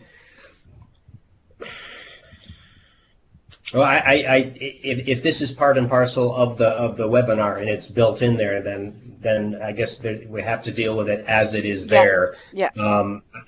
If maybe the best thing is to give everybody a chance to just read maybe the first one in each group and comment on that and talk about how there's a difference between expectations and how people normally react or their normal behavior, and just get that as the message, and be sure that they know the source where they can go spend more time with it. Anyway, it is a lot of language. It's a lot of reading, but I think if there's a focus on one or two per slide or per screen, it would be a screen by the way, you can deal with it that way, I guess. Antje, any other comments on it? What I'm thinking is that maybe knowing that they'll have also done some pre-work before coming to the webinar, and we will get some of that feedback. We will also have had the one-on-one sessions, isn't it? No, you would have had no one-on-one session by now. We will not have had any, so that will come after. Yeah. Okay, but at least they will have gone through some stuff. They would have gone through the pre-webinar, the e-learning. They would have gone through that. They wouldn't have specifically seen this part, but they would have seen something about engaging. They would have seen something about improving planning and guiding. And so, yeah, I mean, that is going to happen. Okay, so depending on what we get from the discussions from the e-learning, it may also give us guidance in terms of, because each group may be different depending on how they are constituted in terms of where the biggest challenge is in these 4 areas.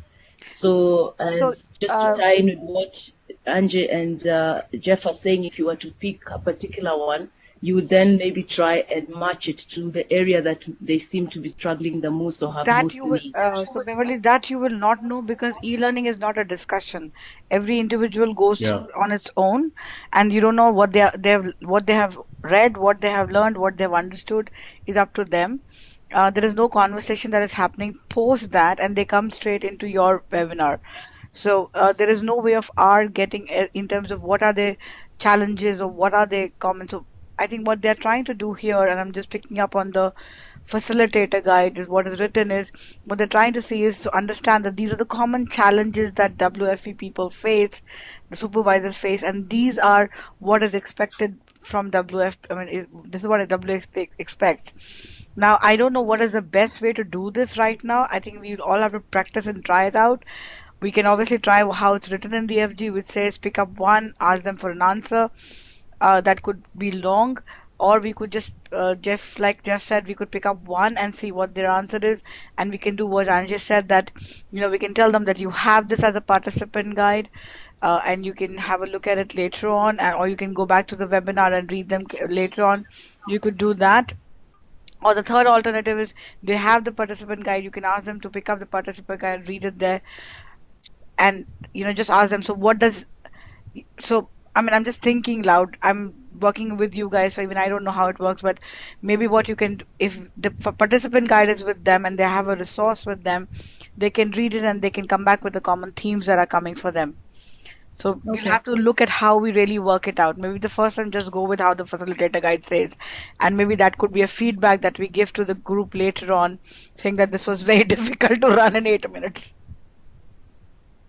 I have actually, now that having thought a lot more about this, I have a different thought on it completely.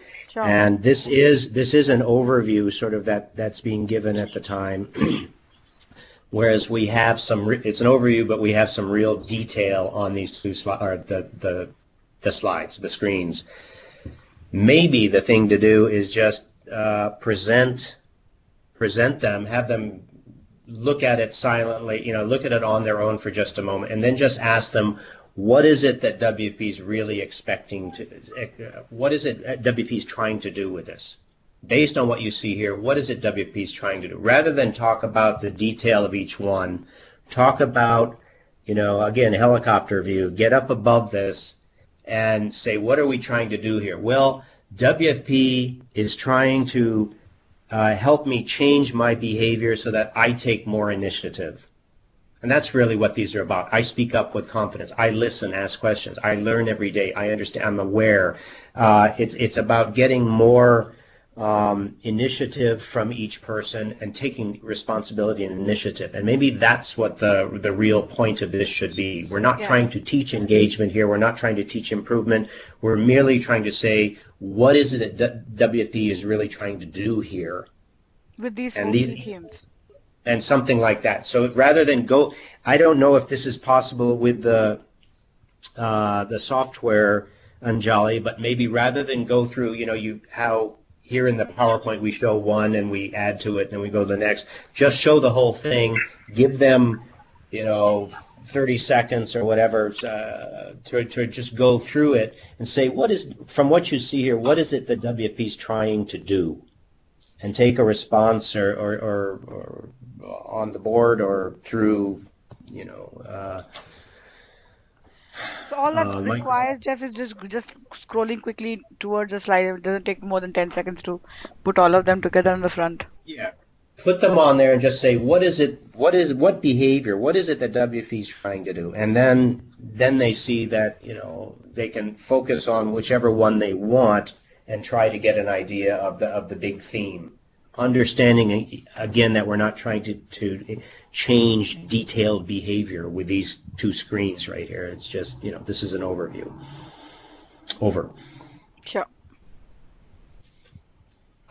Okay. Not ideal, Antje, but that's something we'll have to work on. Yeah, can I also comment again? Yeah. Anjali, you will remember that I actually changed up your content when I had my first session with you guys, and that was fine then. And I understand that now this will not be possible because you need a standardized content, because this will be rolled out to other trainers, and we will all come from different places and do our work, at different levels. So I really understand the need for this standardized content.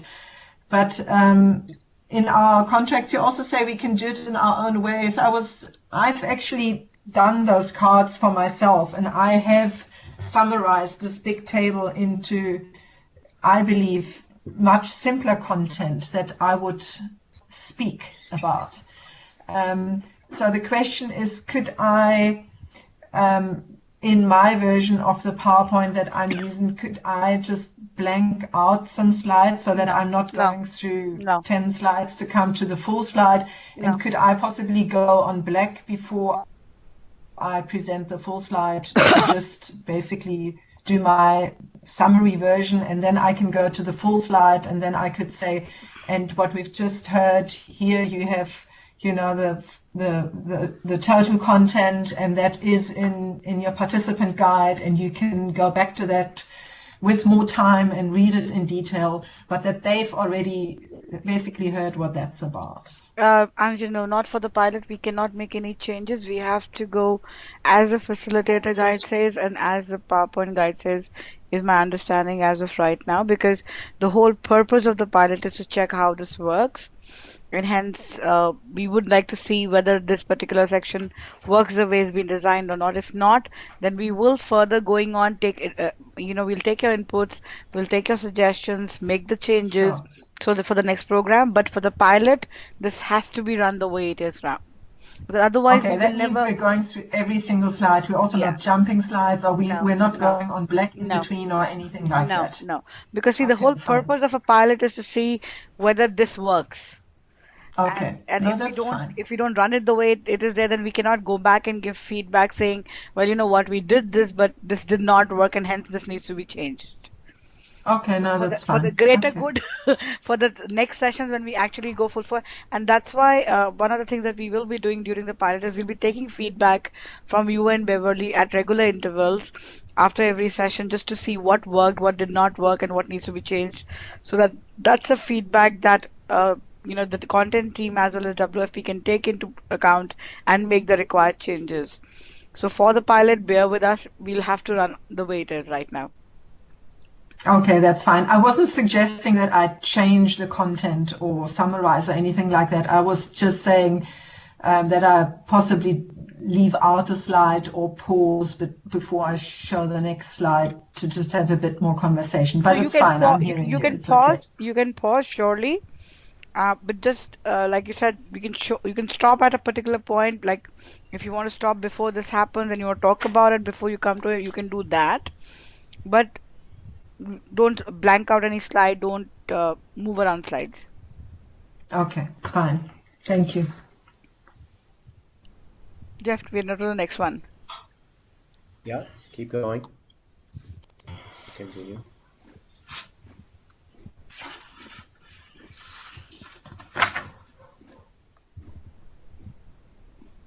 You want to keep going, or do you want to discuss this one? No, I think it's the same message that we've been talking about. I think it's okay. And this is something that they would have seen in the webinar also. So Yeah, I yeah. mean, just a reinforcement of what. But a question that I would Those are have is the question I would have as a participant is, what do you want to do on this slide? I mean, as a trainer, what do you want to do on this slide?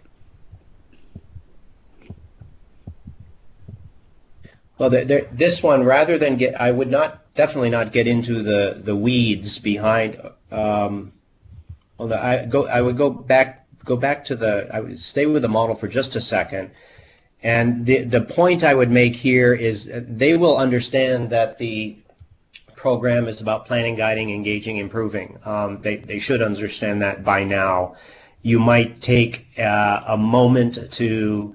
I'm not even sure you have to explain what those are, but one message you might want to give is there's a reason that the arrows in the circle point both directions. It's not a linear cycle like sometimes you see in these. These are aspects that can be happening simultaneously. They overlap. We are engaging when we plan because we plan with partners. We are guiding staff and we're guiding partners. We're hopefully we're improving when we're doing all of these. So these things are not linear.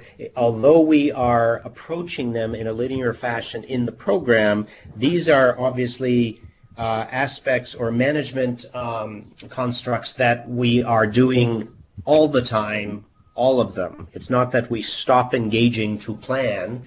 We plan in an engaging way. And so that I would just make that one comment that there's a reason those communication arrows both have arrows on each end, is that these things we should be thinking about how to improve our planning, how to engage when we're planning, how to engage in our improvement, etc. They're all happening with a simultaneity. I think that's a very key point. Jeff, thank you for that. That was a very, very key point. Yeah. Well, I mean, there's a natural reaction because we've all seen cycles and 4-cycle things. We tend to start at the 12 o'clock and work our way around the clock. And I think we have to make the point that these things are done with, hopefully we're doing all of them at the same time. Simultaneously. Okay. Yeah. Good point. Very good point. This is again, the question is there. We are piloting this. I would simply use this for each one to think about individually. I don't know if we have to get responses from 30 people on this. This is a poll. Do you all agree? This is a poll. Yeah. Oh, it is a poll. Okay. Yeah, the question then is, what do we do with poll results? So when you run a poll, the poll shows the results, and then whatever results you get. So what's going to happen is we're going to run a poll. People will give their answers, and once the answers are given, you can see the results. And then there is a closing statement which has been given in the facilitator guide. So if you get people saying that guide is one of the phases that they struggle most with, so there's a statement which is saying, I can see a lot of you struggling with guide. We will talk about this in the program and how to do constructive feedback, blah, blah, blah. I mean, so that all is given there in the facilitator guide, that depending on what is the area that comes through to them, which is the most one that they're struggling with, there's a response for the facilitator to give at that point. Yeah, my only question is this, Anjali, is if there is one that seems to be a common struggle, as you say, guide perhaps, and we have a good major proportion, 50 or 60% of the participants saying that, it just seems to me somehow that we have to deal with that reality in the module. If we're asking for, and they will see that issue, somehow in this program, we then have to we have to tailor our responses or our efforts to focus somewhat on that. Otherwise, it just seems like, what is the point? What's the point of doing a poll unless we do something as a result of it? That's my issue. So that can actually, and again, I'm okay. I'm saying a lot. I don't know if I'm allowed to say all this, but in my head, if I find out from my group that my group is struggling a lot with guide, or like with engage or improve, when I'm touching on the one-to-one session, I think that's where I can give a little more emphasis on that particular. And remember this as a facilitator, what was the response that my group said, and then pick that up in the one-to-one tutoring session and probably focus there. It would be good, I think, for all of us if, just to have a sort of a back pocket response. If the poll shows plan, if the poll shows guide has predominance or has many more people struggling with it, then we just have, we see that a lot of people are dealing with this. I encourage you to go to, module 2 or part this file or that file and read up on that again, and the next time we talk individually, you can bring your questions on it. But just to give them some source to go to, so they're not just left hanging there. Oh yeah, everybody has problems with this. So what? Have something for them to go to on their own to read up on or focus more on. I think would be helpful. Okay. To get them then to engage more on the social, on e-learning for that particular module. Yeah. Because then there they can really engage with one another, ask as many questions. Yeah. Anjali, can you demo the poll for us, please? Right now, because of my system, I'm not able to do that. I tried doing a couple of other things also, but my system is not even allowing me to share a PowerPoint right now. Okay, so who's got control of this now? Jeff has. I'm in control right now, but I don't know if I can. Can I try to do it? Just that you all see how that would potentially work. So I can stop the presentation, and Antje, you're a presenter. You can present a poll. Okay, can I do that now? Yeah. Okay, so what I'm doing is I go to more, I go to poll. Can you all see what's happening? No, we can't see anything. Oh, we can't connect to the server. So we can't connect to the server for sharing right now. Yeah, that's exactly what I'm also getting. Okay, so I'm just saying it's quite a writing job for the facilitator, because I've gone through this with Prasad. Again, you don't have to do it. It's quite a writing job for the facilitator to populate the poll. So again, you don't have to do it. This will be done by the admin. Okay, fine. Okay, good. Okay, then, that will be sorted by you. All right. Okay. Yeah. Okay, fine. Thank you. Okay, can you see my screen now? Sorry? Can you all see my screen now? It's loading. Okay. It's loading. I mean, from a coaching point of view, and again, that may go into the feedback after the pilot, but from a coaching point of view, at this point, my sense is they don't know much about the 4 phases of the supervisor model, okay? Because we're going into more detail after this. We're about 20 minutes into the first webinar. They really don't know much about these 4 phases. No. So from a coaching point of view, I would word the question, which phase of the model are you most curious about at this point? To put a positive flavor. I think that's a good idea. Antje, why don't you write it down? We can change that for the next one. I really like the idea. Okay, thank you. Okay, moving on. Go ahead.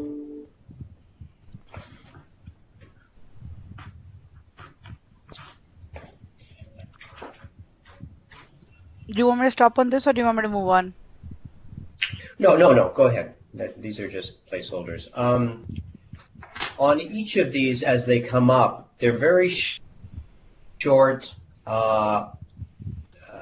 opportunities for people to think about the four main modules.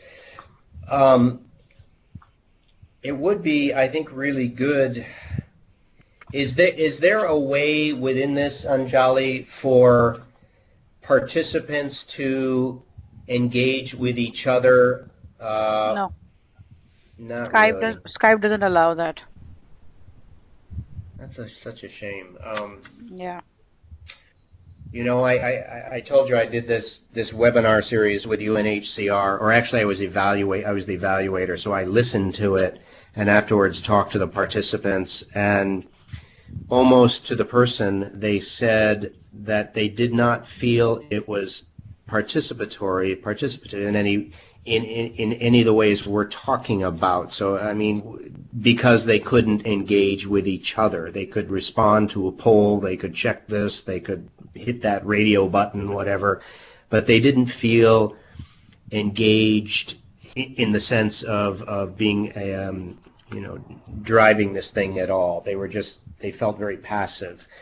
And I'm wondering in any event, then it is up to the facilitator of the webinar to ensure that there are moments where, or there are times like here, one of the main advantages, where the participant is encouraged to jot something down, to write something down, to take 30 seconds and write down what you see as the main advantages.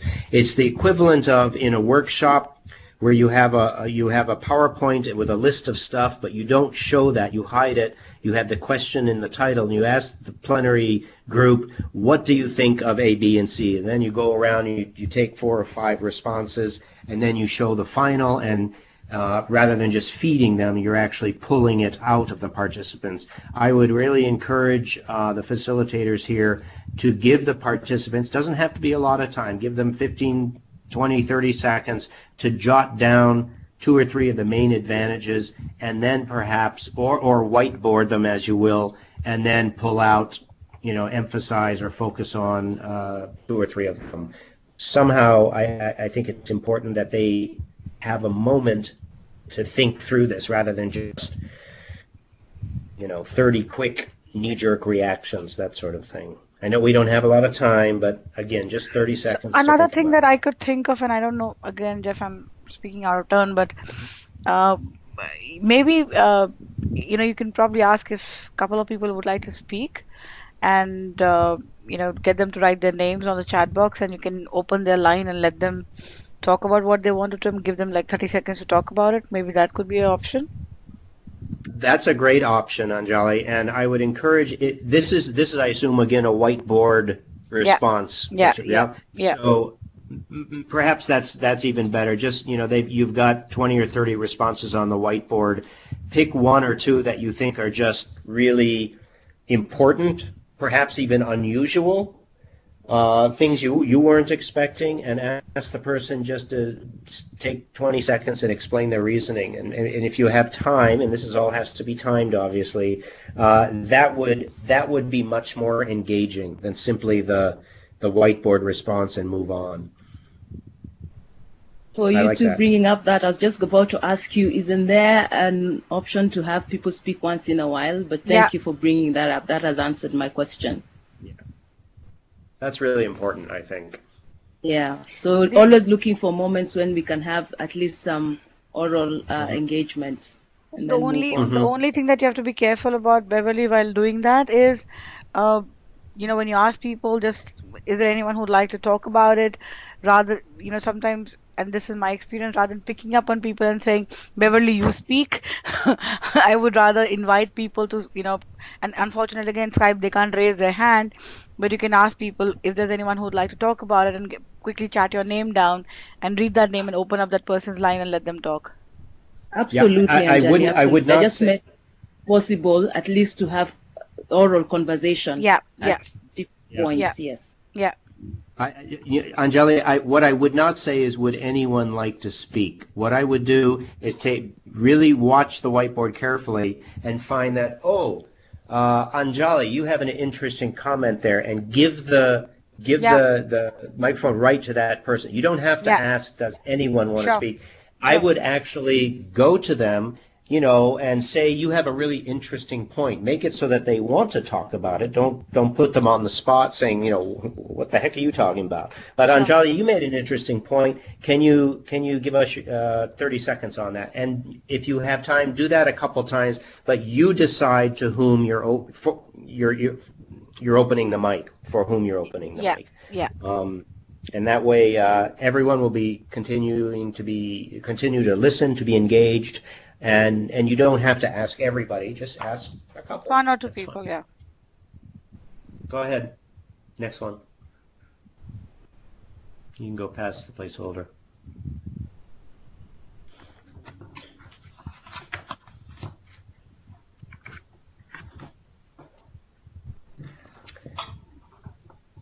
I think this is one of those nice, fairly obvious, but nice bits of information. I don't think you have to spend a lot of time on it. Just point out that, we are looking to recognize engagement and or to recognize our staff engagement and to become more engaged ourselves. And there are actual benefits that accrue to this. Go ahead, the next one. I don't think it requires too much conversation. I don't have it open in front of me. How much time does the facilitator guide give this question? So each of these have, I'm just looking through again. It's about a minute. 8 minutes. 8 minutes 8 minutes for the entire thing. Oh, great. for each phase. Yeah, I would for each phase, yeah. I would actually start out with a comment on feedback and how this is the way that an organization improves. Individuals and an organization improve. I would go to, do a little background on it, do a little research, have a couple of pithy statements, and you first ask them, obviously, put their pieces up there, but then I would pick a couple that sort of focus on that idea of improvement. It's interesting, this is a little aside, I'll make it quick, but research has shown that the best leaders are very highly emotionally intelligent. Well, we probably all heard that as coaches and whatnot, but they've also found that CEOs, after a time, they actually become less emotionally intelligent. Their scores drop. And the researchers believe this is probably because they don't receive good feedback. Everyone is saying, yes, sir, yes, ma'am, yes, sir, and just agreeing with everything they say. Feedback is important to help us improve and do better. There are just volumes we could speak on this, but pick a couple of responses here and give them your best shot at how important feedback is for themselves and for WFP as an organization to become a better learning organization. I would really stress this part. Any questions on this from the group? This question is coming up in the guide phase. Yeah. This is the linkages there. Mm-hmm. As we even think in terms of feedback in guiding, but say because of the simultaneous happening for the improving. So key. That's a great point. I would say that although we are studying this in one particular module, it really underlies improvement in all of them. It's the fundamental aspect of getting better at what we do. And I would also make the comment, if you have the time, that we're not just talking about corrective feedback. We're talking about occasionally, as we in the business say, catching someone doing something right. giving them some indication that yes, that you did a great job there. This is exactly what we're looking for. That's great, and solidifying or cementing that action or that task that they've done through feedback. So in both ways, corrective and to solidify or cement tasks, that behavior that has been conducted. What else? This is an important one, and I would say, if you've got the time, you could even if you find yourself running ahead of schedule, I would definitely devote it to this aspect. Or that's my own opinion, but I think it's that important.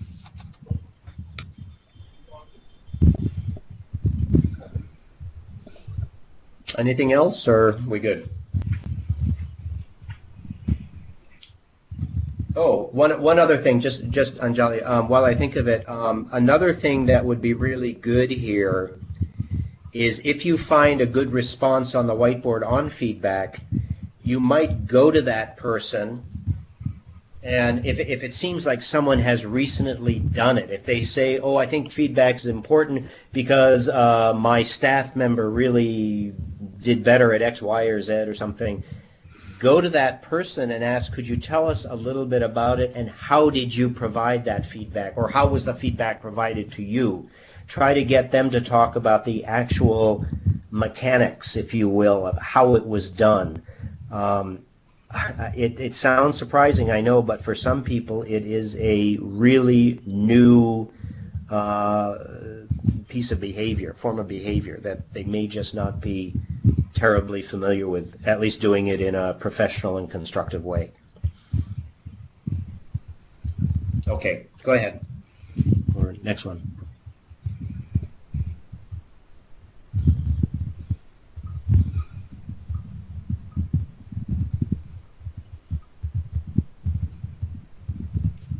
Continue on.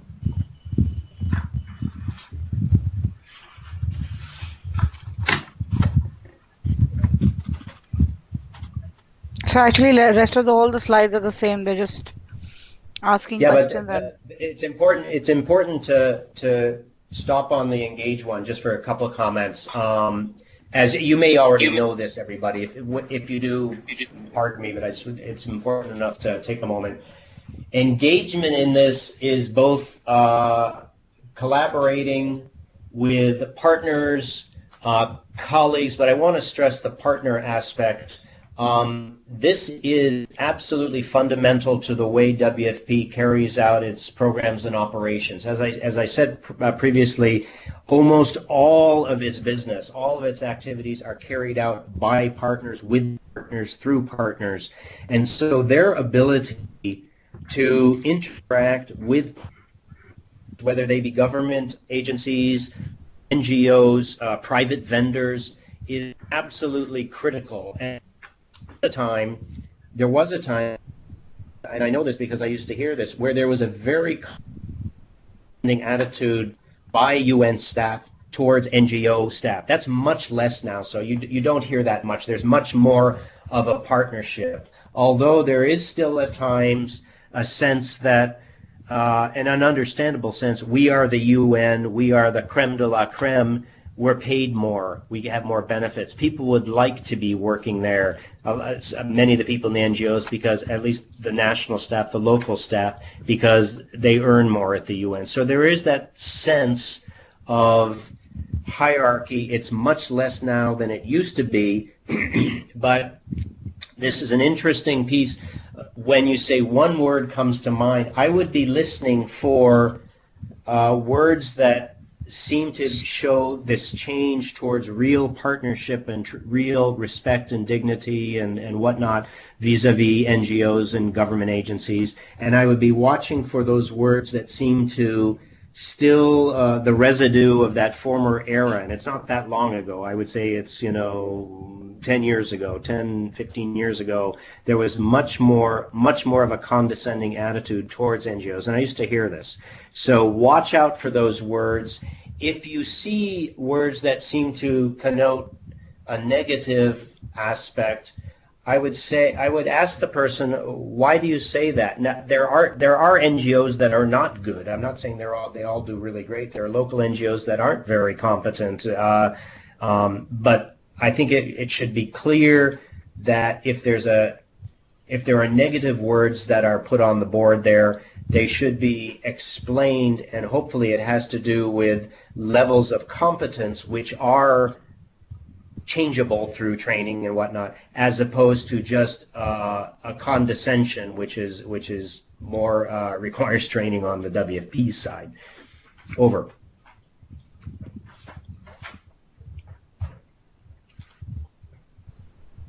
Comments or questions? If not, we can move ahead.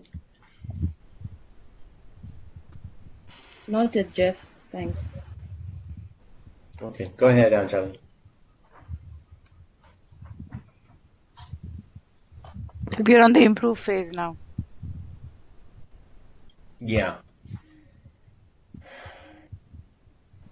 Again, this is, I would take the responses, same thing, pick out as many as you have time for, pick out 2 or 3 or 4 that seem to be really creative, that seem to be innovative, that seem to be different in this case, and ask them about them. Oh, on all of these, I think, I'm trying to figure out how much time each person should be given. I think we should make it sort of clear at the beginning of these whiteboard activities that time is short. We're looking for short, concise inputs, and maybe like 20, 30 seconds, something like that. And just tell them if someone goes over whatever restrictions you put on that. If someone seems to be going over that, say it's not any reflection on your input. It's just in the interest of time. We're going to move on after that time. So make your inputs very short and concise. That was a long way of saying being short and concise. Can I comment on that, please? Please. Yeah, please. So I also have 20 years of experience of working in an NGO with people very much like our supervisors here, okay? And we have a serious cross-cultural aspect here with regards, and it was mentioned before, people not being sort of English native speakers, And this whole thing of poignant and concise is a Caucasian thing, okay? The whole thing, the African way of collaborating is of talking until you come to a solution, which is very, very beautiful and works very, very well. So right. I would really, I understand we don't have much time, but this is how Beverly started our conversation today, What do we do with the talkers? And if this whole work that we do here is about giving the participants the sense that they matter and that we listen, and now it's their turn to come up with ideas that we listen to, because now we are actually wanting their voice. I would really, really want to be very gentle with asking them to come in these snippets of contribution that culturally is not really their way. Yeah, fair enough. Maybe just to up on what Angie's saying, I've been wondering, when I looked at the We Learning platform of WFP, I noticed that there's a very high usage on the online platform for learning. So I'm just wondering, in terms of between Jeff and Anjali, whether you have an idea of what we expect in terms of capacity and usage by our participants on the webinars, as in, will they come with more experience than us in terms of them being in, and therefore are more aware and more receptive to the point of being brief? Or is it something that then they're also learning into it? I don't know if you have an answer for that. Well, Anjali, why don't you go ahead and respond? I have my own thoughts, but let's hear it from the developers. I actually So, don't have an idea about that. I'll have to check. yeah, I really appreciate both those comments. And I mean, yes, talking your way through things, I absolutely agree with Antje. I lived many years in West Africa, and it is the way. I mean, talk is a very highly valued activity.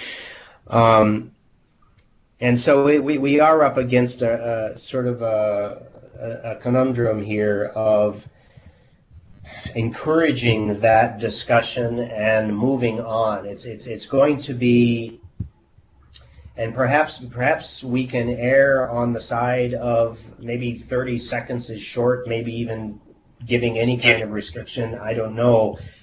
Maybe it's best to say play it by ear. But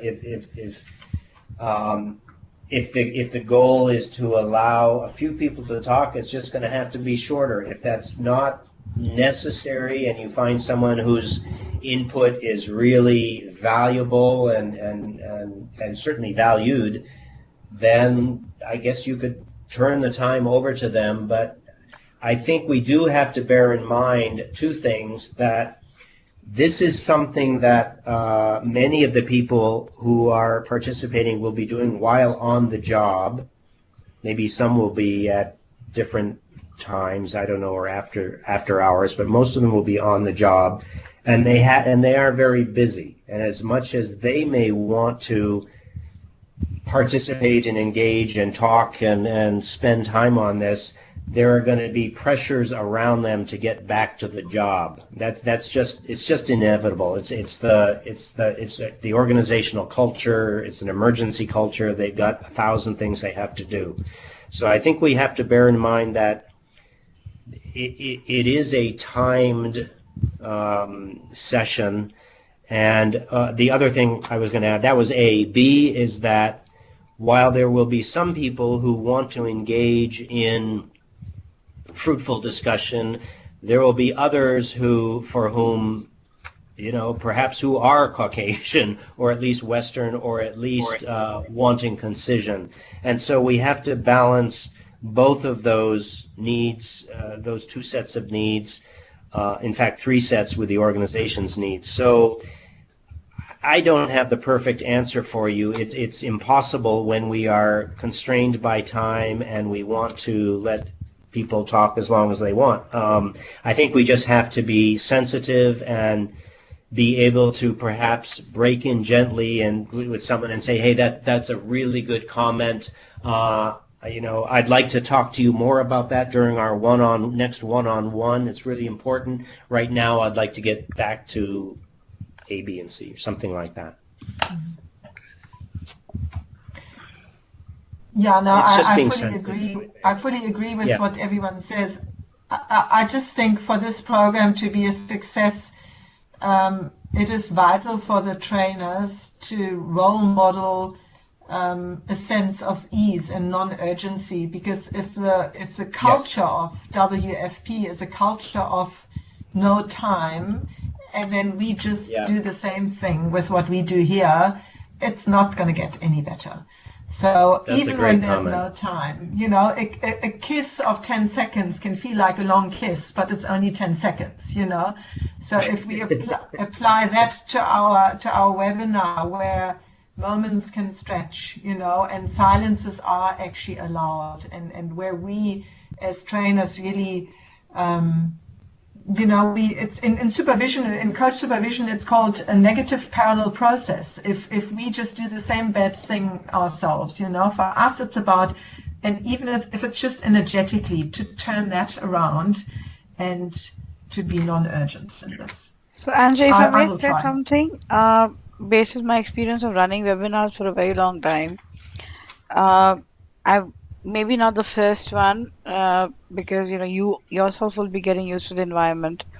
But I think as and when you start doing it, you will start finding places in the program or in 1 hour that have been scheduled which go faster and which go slower, and you can start playing with getting more people to give inputs, getting more people to talk, sometimes letting people talk a little longer than you would say, because you then get a kind of sense of how much time it really takes for you to run the session. uh, I think it's just a question of getting comfort, and I completely agree with you that you do need to get that ease with the participants. You get them to feel that they are being heard, and it's not just another program where they listen and they come in.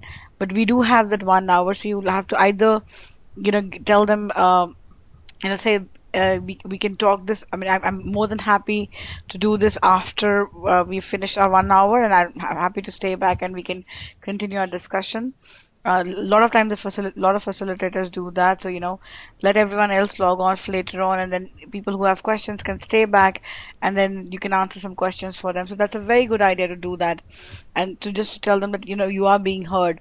Let the 1 hour finish of the time, and then we take up questions and we talk more about for the people who like to stay back, because a lot of people will come in with the meeting specified between this time to that time and might need to log off exactly at 1 hour.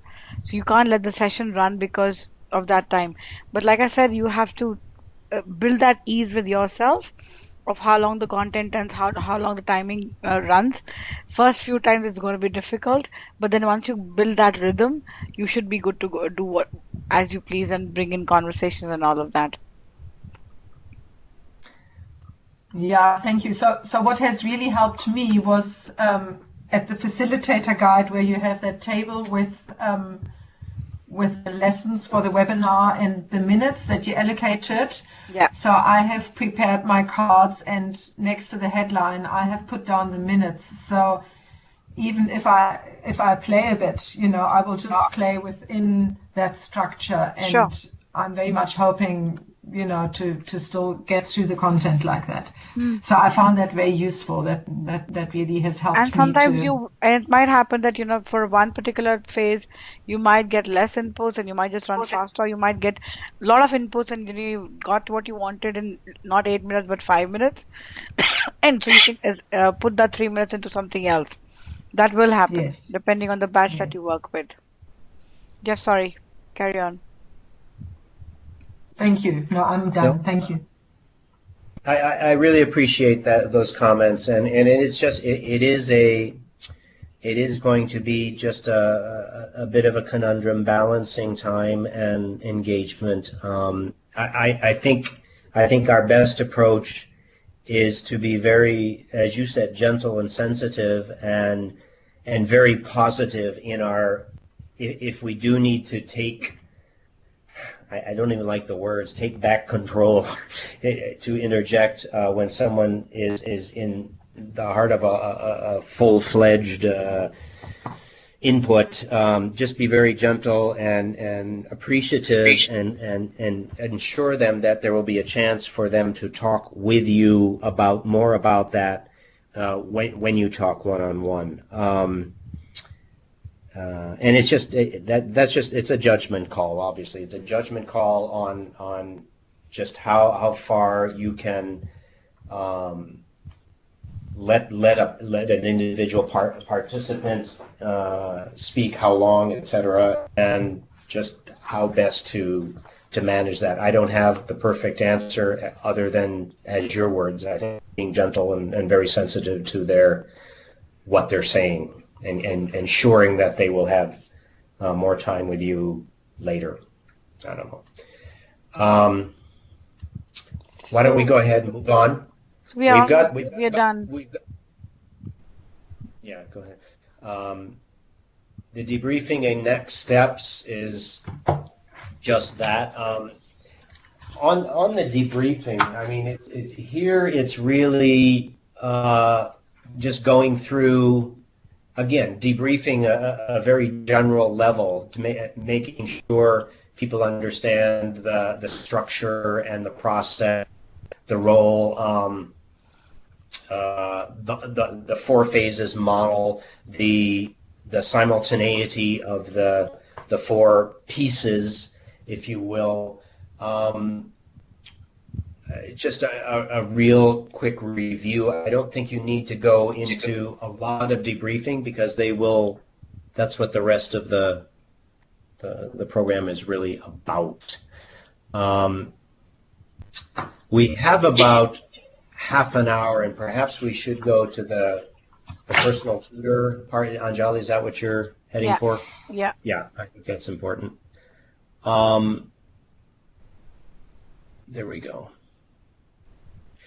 Do you want to? I have not been privy to a whole lot of design work on the personal tutor session, Anjali. I mean, it seems pretty straightforward if one goes through this file.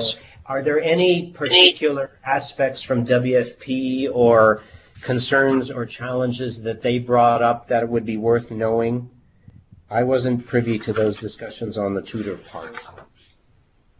So, I'm not from the content side. Even I don't know much, but what I do realize is that the one-on-one tutor session is more about what they've actually defined in the facilitator guide. So the idea is that we should get some expectations from the participants. We Right. would want to talk about what are the areas that they'd like to improve on, obviously, so there's goal setting happening there, and what were the key takeaways from the session. Now, what's really happening if you look at the first one, and it's very simple. It talks about, your introduction, so obviously a brief introduction from the facilitator, moves on to talk about, setting expectation, doing the placement, and talking about, asking questions in terms of is there something that they were not clear about till now, any challenges that they have might in implying what they have learned so far, and then what are the goals in the 4 phases that they have, which is plan, guide, engage, and improve. And so that's the whole purpose of our conversation. Then you get to do that understanding of their understanding them, what do they do.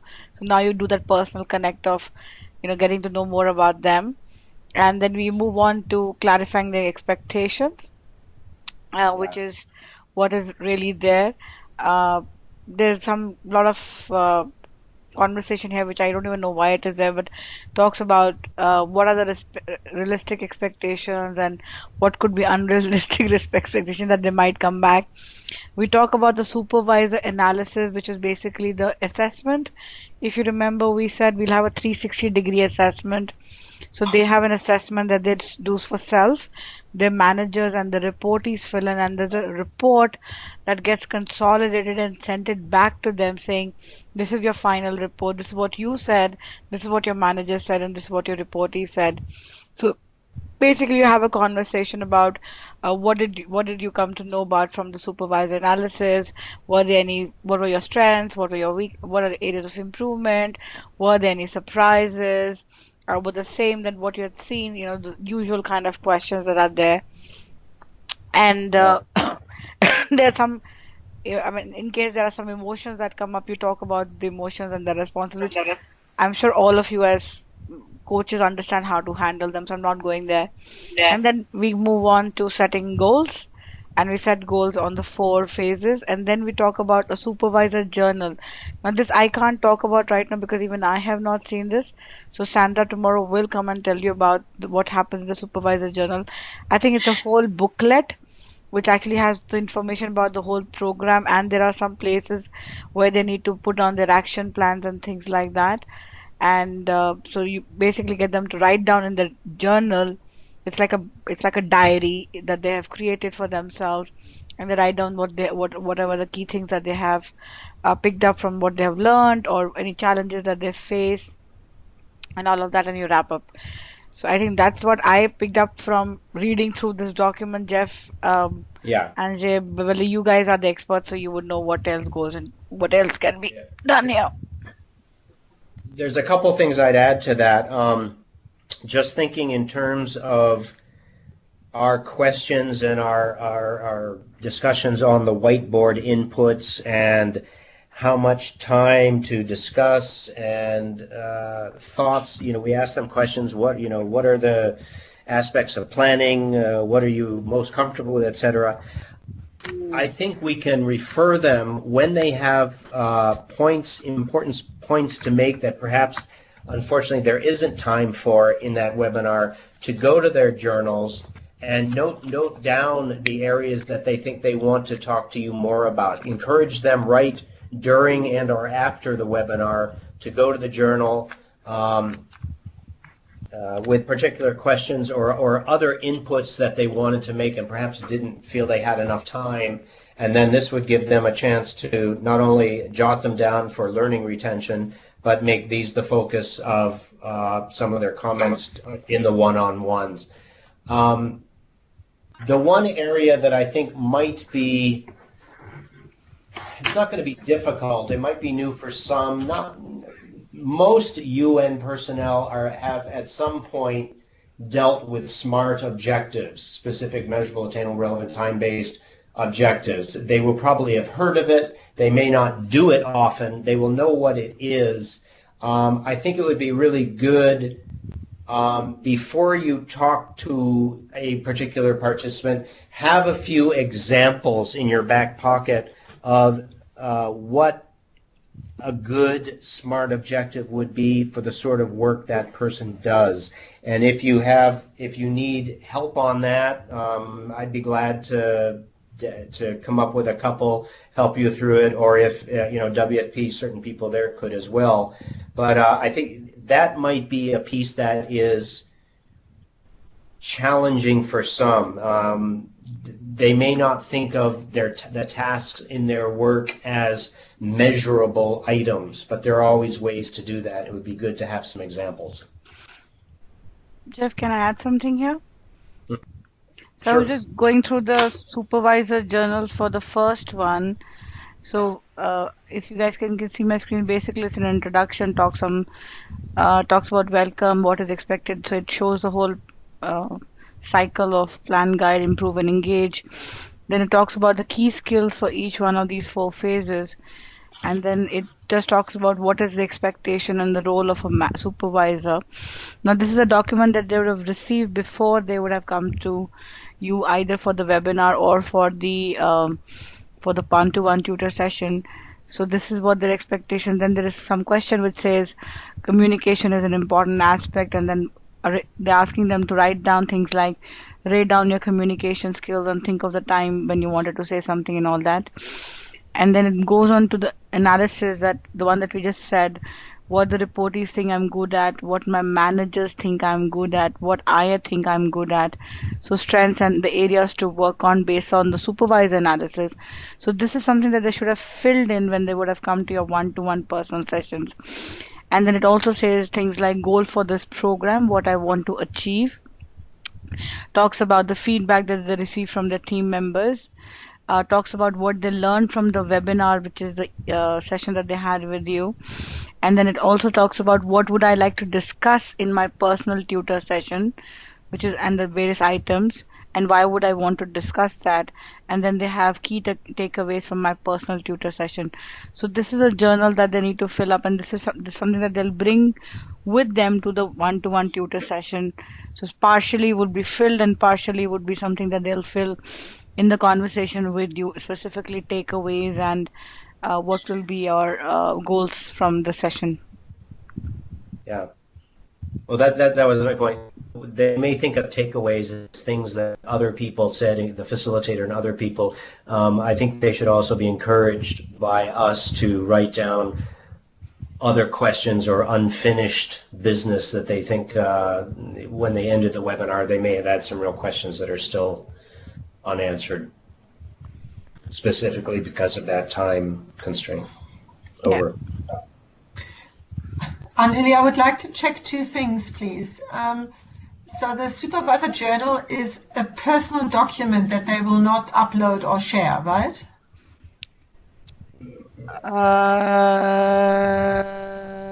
It should be for themselves. I certainly hope. To what I know, no, they're not supposed to upload it. It's only for themselves.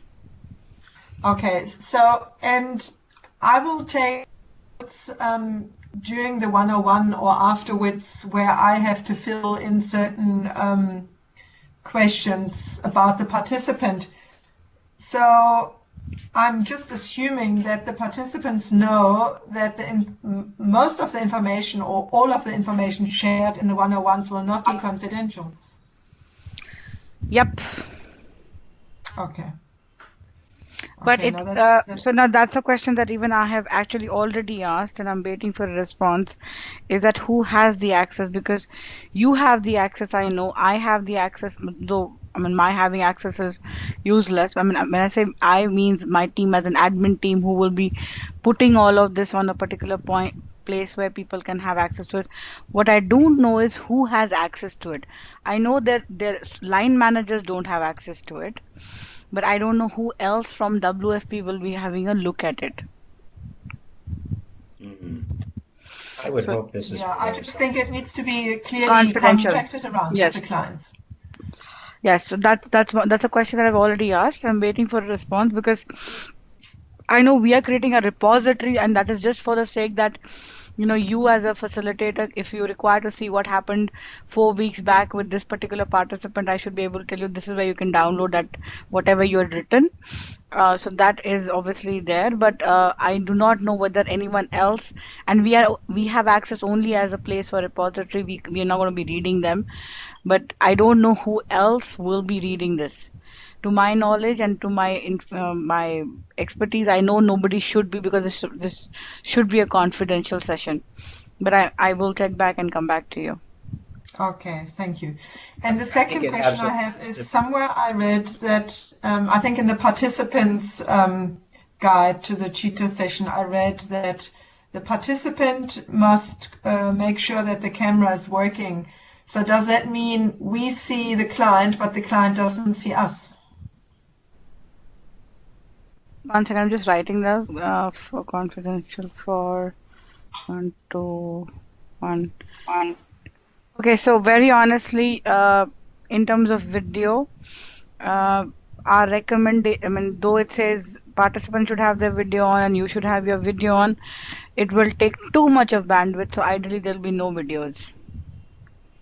So also the client can also, because then that at the moment it says in the participant guide, your video must be working, but it doesn't say so in our guide. So I thought it's a one-way thing No, no, where, no, no, no. okay.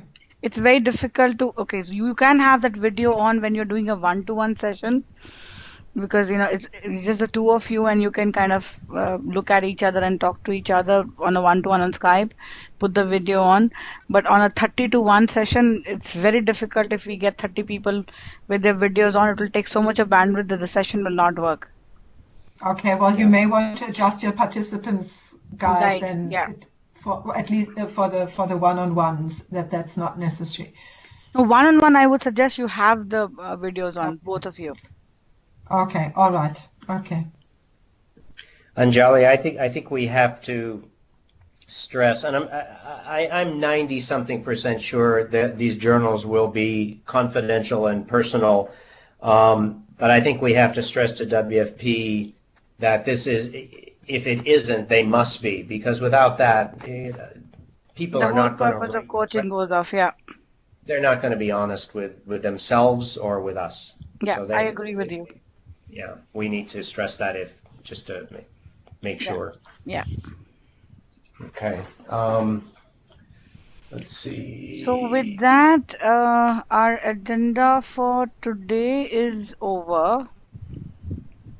Before you say that, I just wanted to make sure, Beverly, Antje, are there comments or questions or guidance or advice you want to put forth regarding tutoring one-on-one?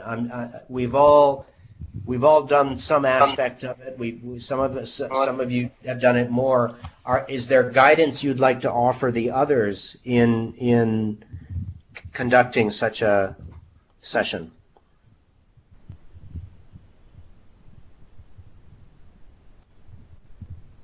Oh, Big question, huh?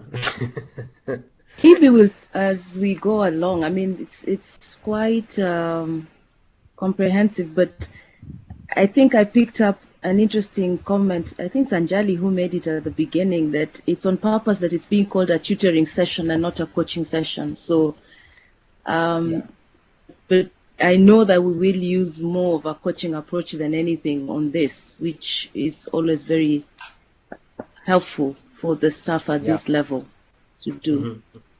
Yeah, but I mean, nothing comes to mind for now, in addition to what Antje has raised. But I guess as we go on this week, more and more, because now we are just chewing more, things will come out as we think about it. Yeah, there's just one piece from my experience with the CARE international training I talked about earlier. We do a fair amount on one-to-one coaching, and we try to demystify it and simplify it so that it's a CARE staff member doing some coaching or just listening, if you will, to another CARE staff member, and they do this for a short time, intentionally short time, to show that a lot can be discovered in a short time. And it's not a rule, but one of the bits of guidance we give them is that in the exercise we do, I ask the coaches not to provide any advice, and they all look at me like I'm crazy. And I say, just try to get the coachee, I hate the word, but for lack of a better word, the coachee to develop his or her own options and answers and search for solutions. And it's amazing how many times people have been struggling with and we work with their real challenges, their real concerns. And in those one-on-one sessions, they often report back after, half an hour of doing this effort with a coach, with another partner, another participant. Some of them have actually been able to come up with a solution that they'd never thought of. One person, in the 3 years he'd been handling the challenge, suddenly he came up with an idea that for him he thought would be a solution. So just the idea of us not necessarily providing answers or solutions, but enabling the person to brainstorm and come up with his or her own ideas and options on how to improve particular job challenges. I really like the approach, and I've seen it work well. Over. I think, Jeff, as you spoke, one of the things that I'm reminded of is sometimes how participants respond to the coaching approach. Mm-hmm. So I think it would be very interesting, as we are setting rapport with them at the very beginning, to get a sense of their own comfort with the coaching approach. Some people find that when you're using questions, you're prodding them or trying to interrogate them. So I guess that's something then we'll have to work out with each individual to create them into a comfort area to then enjoy and appreciate the process. So Agreed. Yeah. And sometimes with this kind of stuff, they want answers. They with all, because of this pressure, they don't want to think, they want answers. So they could get quite frustrated, flustered by the fact that we are not providing those answers. So exactly. Couldn't agree more. Okay, I think I'm good for the day.